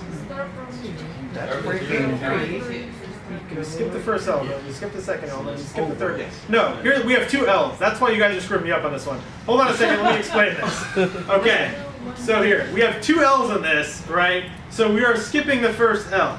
We skip the first character, which is the 0th index. We skip the second character, which is the first index. We skip the second character, which is the 3rd index. No, the second index. Yeah. The second Start index. on the third. We start on the third index. Start on the third index. Ranges are always inclusive of the first. Well, they should usually. They hopefully Aren't it? they're usually inclusive of the starting point and they're exclusive of the ending point. Right? Damn That- fence posts. That's almost always the case. Okay. So what do the following expressions evaluate to? Hello, dot upper. The uppercase one. Hello, dot upper is upper. True. That's exactly right. And true is a? Boolean. Exactly. Hello, dot upper, dot lower. Lowercase everything. Only the last one matters. It changes it every time. What do the following expressions evaluate to? Remember, the 5th of November, dot split. A list consisting of remember, the 5th of. That's right. So the first element in the list is going to be remember, comma. The second element in the list is going to be remember, comma, all lowercase. The third element is going to be the. The fourth element is going to be 5th. The fifth element is going to be of. And the sixth element is going to be November, period. Don't you need to have commas if it's in a list? Don't you need to have commas if it's in a list? Doesn't split return a list the way join returns a string? Yes, split is returning a list. That's right. Well, then if you have a list, then how are you gonna have 3 items without commas? Well, you just said. The three elements in the list may or may not have commas, but the list itself doesn't. We don't say the comma here, right? We say the this comma here. This is totally irrelevant. This is just part of constructing the list. This, you say, this is significant. This comma right here, this is something that Python is just using to display the list. It's not actually a part of the list. Python displays a list by putting Yeah, okay, that's all I meant. Yeah. So we're creating a list, and I said the first element of the list should say remember, comma. The second element should say remember, comma. The third element should say the 5th of November, and then I added the periods. We should have the period. Okay? So that one's splitting on white space. Is there any way to split out each individual character? Or would I have to just do like a list operation? You mean you want all Pass the in characters? like an in? empty string, right?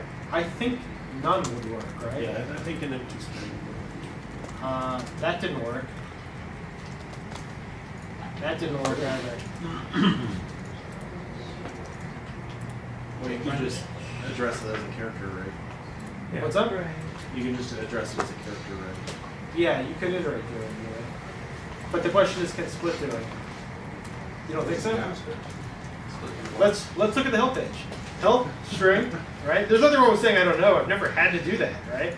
So string, and then I'm going to look for split. And here's split. Split, separator equals none, max split equals 1. Returns a list of the words S using sep as the delimiter string.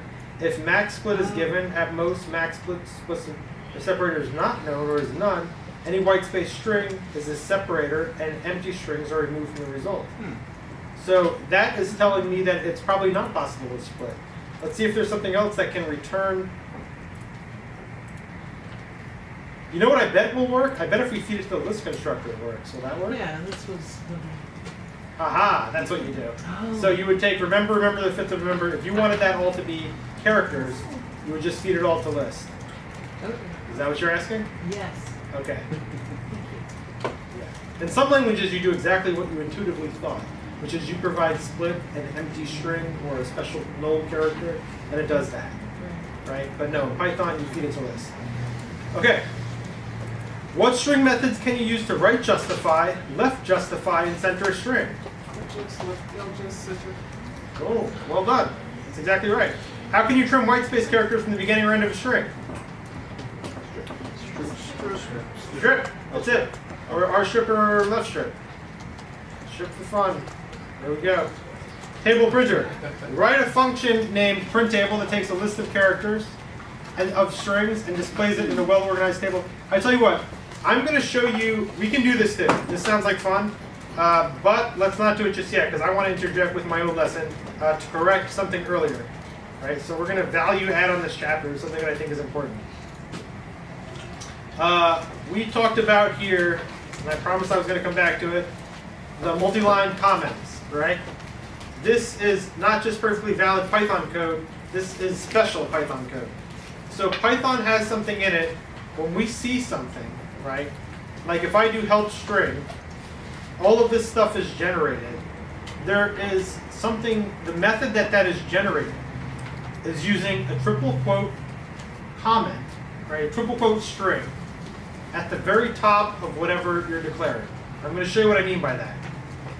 When you create your own functions, you will be able to do something like this. I can say here, my function, right? And then I can say x, and then I can come down here, def, my function.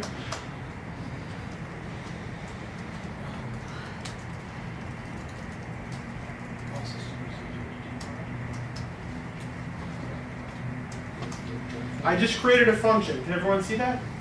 And the first line of that function is a triple quote string, right? Now what that means is that when I look at the help for that, you're going to see that under the help. So if I go help my function, you see right here, hello, HLUG, this is documentation. Right? So when they say that it's a comment, when they call it a comment, it's not strictly true. Because this is the mechanism Python uses to document everything. And as you start to become Python programmers and you're giving back, where other people have the misfortune of learning the code that you use to learn Python, this is going to be tremendously instrumental in their ability to understand that Python code that you've written. Because anytime you create something like a function, or in later lessons we're going to cover classes, anything that you're creating that starts with a block, that triple comment, the triple quote string that the book is calling a comment, that you write about your code in, that's what help is looking for when you type in help whatever. And everything is like that. So when I say help string, all of this stuff right here, this isn't a triple quoted comment. This is the triple quoted comment for the string class. So somewhere in Python there's something called str.py, and inside of str.py you have this stuff right here. Right? Yes? Can you have multiple triple quote comment blocks throughout a function, or like inside of a block? Like for instance, you comment something, you're doing some code, you add another comment block, you're doing some code, and if you were to type help on the program, would it list all of the comment blocks or just the first one? It's a really, really good question. I have never done it and I don't know the answer. So here's what I could say. Let's try it, right? Def my function. We're going to add in hello HLUG. This is documentation. This is a test of a second block. I'm going to have my return statement, return x. Help my function. Nope, only the first one is significant. All right. So I just wanted to be sure I clarified that, because I thought the book was clearly wrong in that, in my opinion, or didn't say enough on it, and that is tremendously useful. Okay, table printer. So now what we have is we have this table data, and table data includes all of these different rows, right? So everyone knows the difference between a row and a column. Rows go left to right, columns go up to down. This is one column, this is one column, this is one column, this is one column, this is one row, this is the second row, this is the third row, right? What we want to do is we want to pretty print this crap right here, right? So we want to pretty print it such that with the right justified, and we don't want this to be overly long, right? So we're trying to figure it out. So what we have to do then is we're going to need to iterate through each different row and figure out what the longest length is for the column that we're on, right? That makes sense to everyone? So here's what we're going to do. Let's copy table data. Here. Now I'm going to say here for each for row in table data. Now I have a row. I'm going to say for column in row. Now I have a column. Now what I want to do is, hold on a second, no, because I need to know what column I have, right? So for simplicity's sake, what I'm going to do here is I'm going to say for each column in range length, right? Just like we did before. you want to have the index number. Data 1, 2, 3, and yes. Okay. Max length.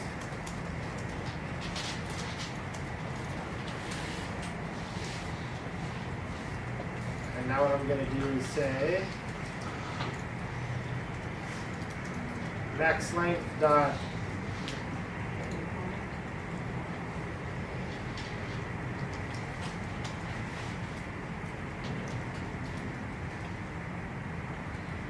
max length dot column index equals length of row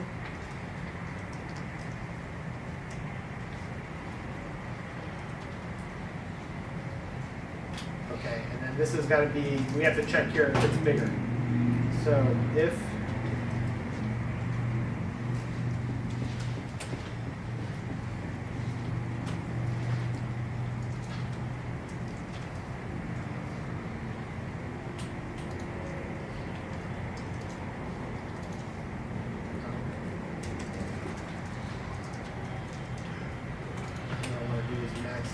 call IDX.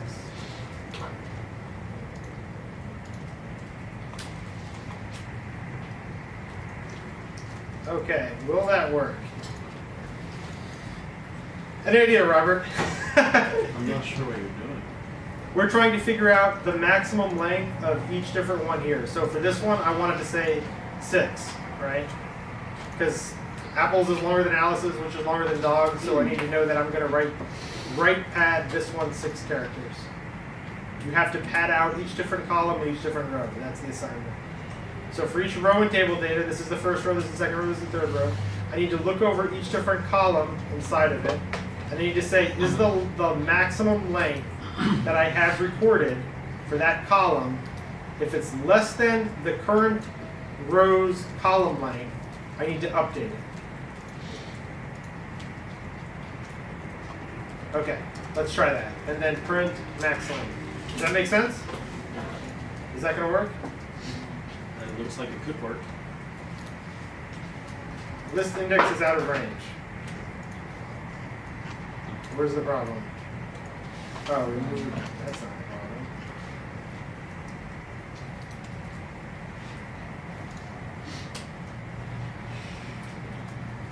So max length is an empty array, and you're looking for a Empty list. index. Yeah, you're trying to address an element that doesn't exist. Oh, okay. So here, if this, so let me just put here, or max length, call IDX equals none, right?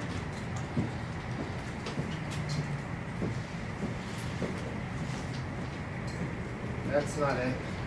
Yeah, there's a certain function you call like exists or something. Okay. Empty.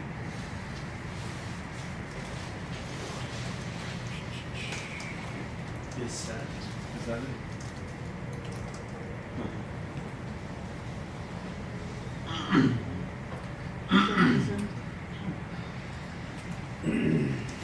So that's the error that it's giving me. So to find out if something is set in the array, you would do a dot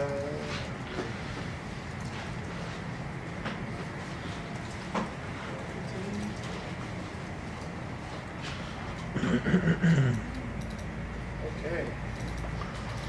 Index. Return the first index value to no.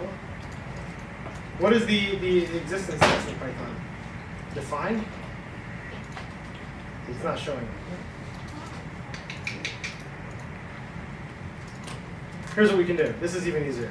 Max length equals, we'll just say this, table data, 1. That should work. Or 0.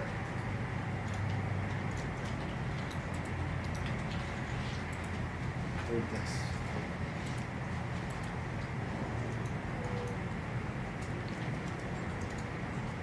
You need the first element of those rows. So the first order. What's up? Why not use a dictionary of indexes? A dictionary of indexes. That's another Dictionary option. of column numbers. You learned in the last class. Yeah, let's do that. Okay. So here we create a dictionary, and what we're going to do here is say max length, and then what we're going to do is That's key. it's dot set. No.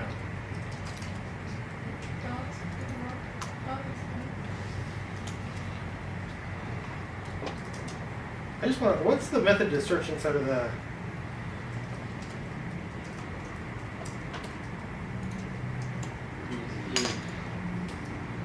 Yeah, but in works for the element itself. I want to know the index.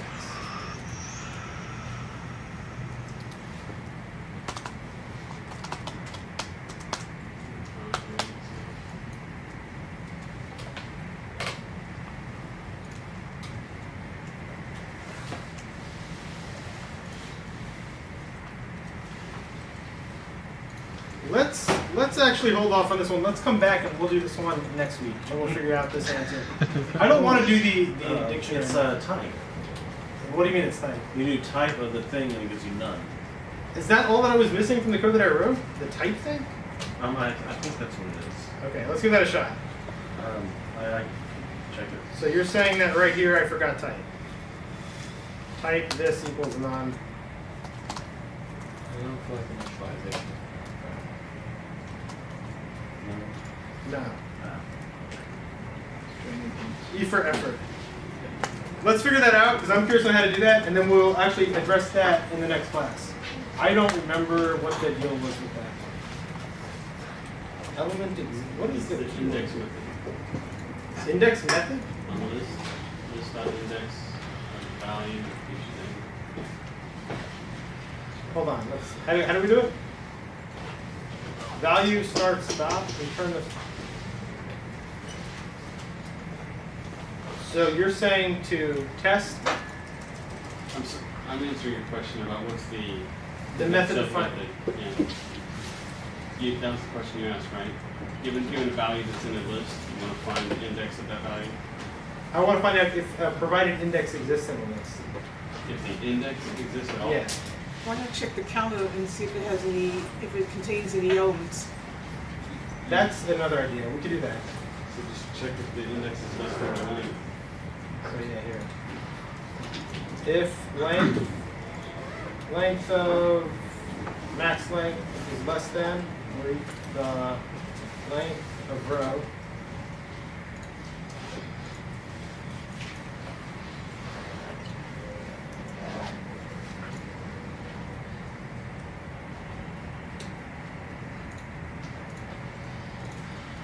let's give that a shot. You want land instead of length. And now I'm gonna delete the type stuff. That didn't work. Alright. Boom. No? It says the less than or equal to is not supported between instances of string and int. Let me get rid of this. Hold on. Let's get rid of that because that was also, that I didn't work either. List assignment index outer brains. We're still getting that. Why is it doing that? Why Because can't... you need to do max length dot count or something like that. That's what we are doing right here. Length of max length. Right? But it's an array, so why not use its count method? And why does it?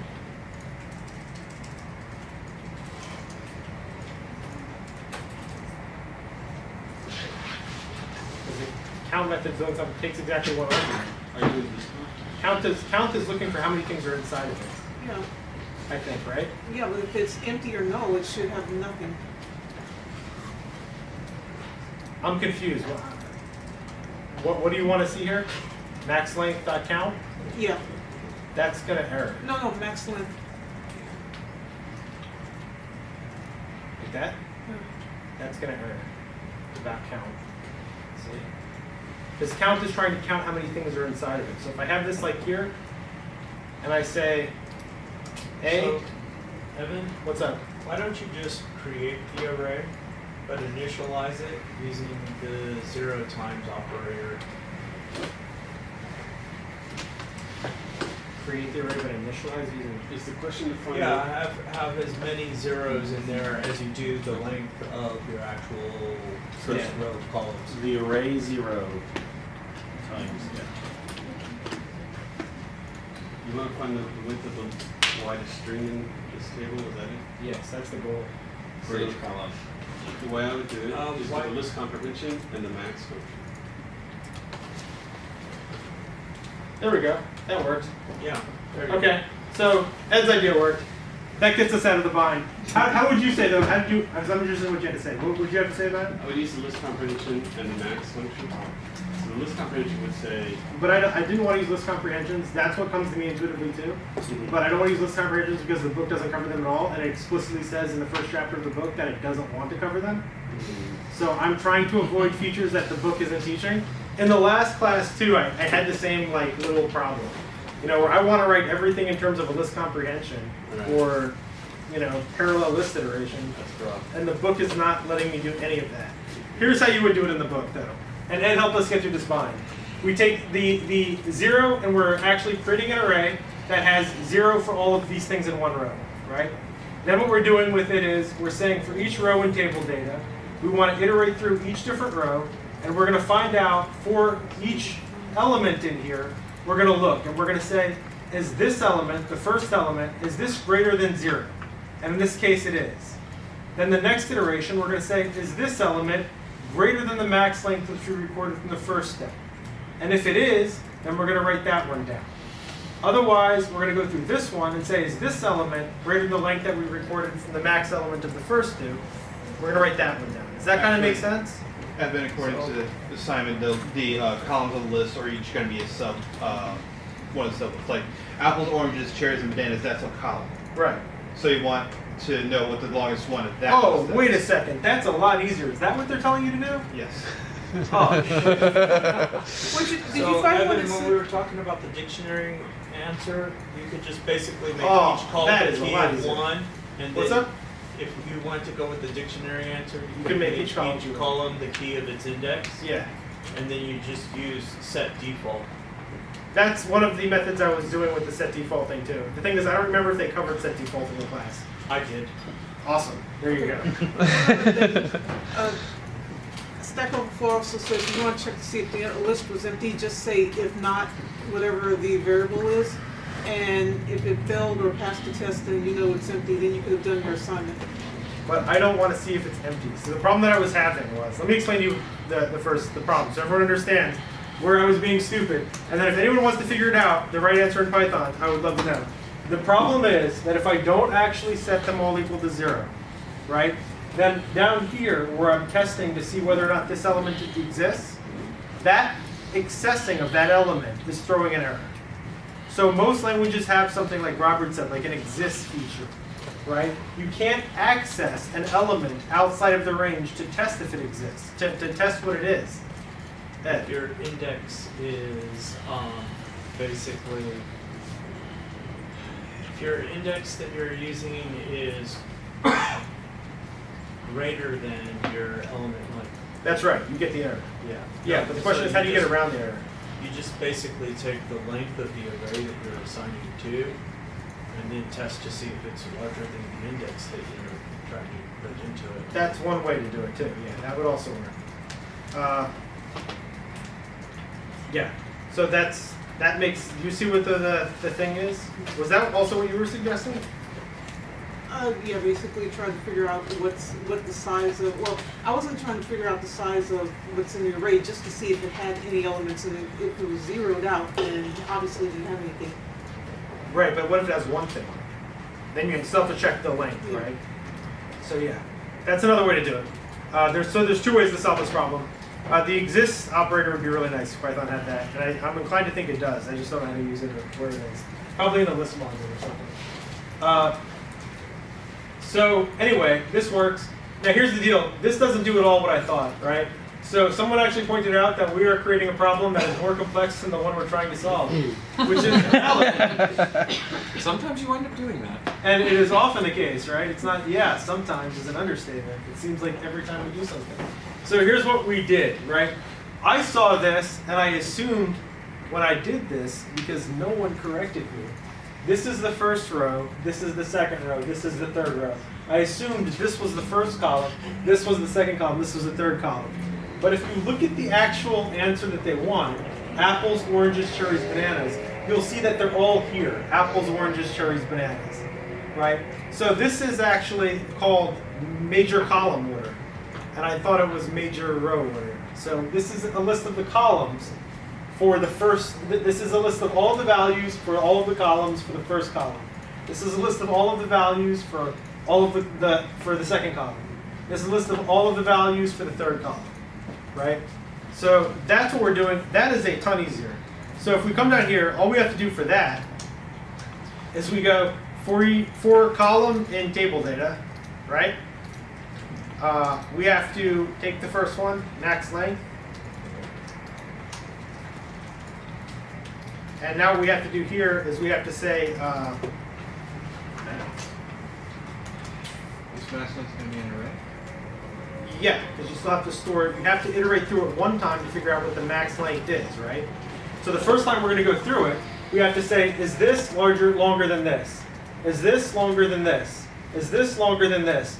Then we have to have one number, and then we have to iterate it through it again and add them all that length. Does that make sense? Is what we're trying to do? So for each column in table data, right, what I want to do is I want to say, for each column in, so this is the list of the columns. Columns in table data.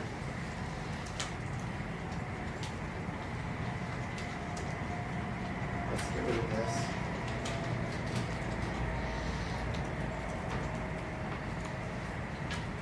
Let's say here.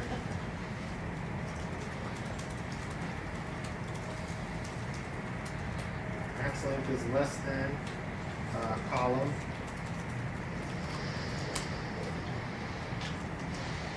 And max length equals length of column.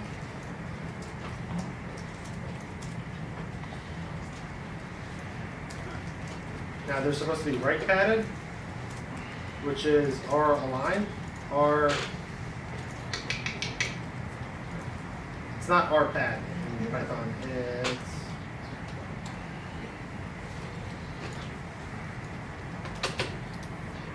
R just. That's what they want. R just.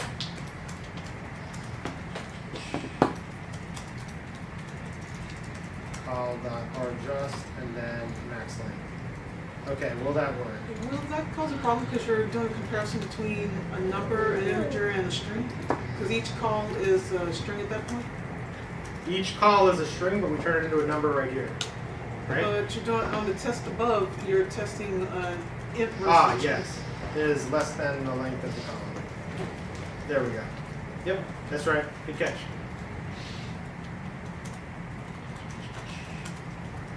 Okay, that actually is working. Now the only difference is we are printing with a new line and we don't want to print with a new line.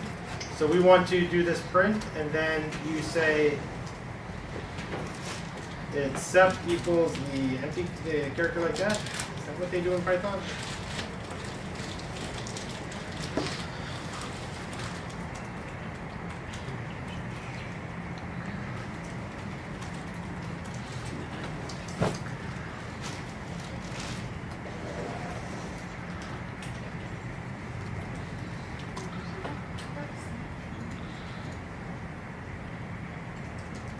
Does the IDE tell you this? You try to print in the same line. Yeah, but there's an argument you can provide to print. It's N. It's SCP, so just like I did, right? Yeah. So why didn't that work? It did, because each column was justified correctly. Try. But it's not printing. It's printing with a new line, right? Why is it printing with a new line? If I do SCP. Print statement inside. You have to. You can't print the same time you're giving Oh, the it's max It's length. N equals space. Because you're gonna have to like. Evan, it's N, E N D. Oh, it's not step, it's N. Yeah, separators between the. Okay, there you go. N, there you go. And now we have to have one more then at the end. There we go. Not quite. Well, it's also, So change it into a space. it's splicing the lines together on the Yeah. print. Apples or You're turning your columns into rows again. print. Is it turning the columns into rows? For each column and columns, print column.rjust. So we iterate the first time through this list, and we're going to get this. This is equal to columns. You And then need we to iterate say, through the print separate from the figuring out the links. what's up? You need to do the print separate yes. from the links, which means your max length variable needs to be an array. Yeah. Yeah, which means we got to rewrite the whole thing. No, just figure out your print. Rewrite the print. How am I going to rewrite the print? We're iterating it right now. Well, okay, sorry. You make max length an array, Right. and We're pushing the line to max length per row. and you'll need to do it for each. Yeah. Okay. But land, so like, All right. so Then we say, I don't think it's going to be that easy, guys. Print max length. Boom.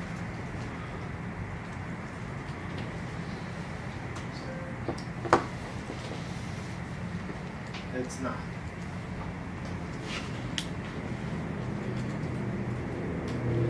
Let's do this some other time. Let's come back. Let's come back. Because I'm about to rewrite this whole thing into list comprehension. What's up? Multiply the array by. you have to index max length by the column there. Yeah. Instead of- Yeah, so then I'm back to doing the iteration with the length and the number, and then I'm back to figuring out again, how do I figure out if the thing is empty, or going back to the zero model. I could control Z all the way back to X0 model. The last working point that we had.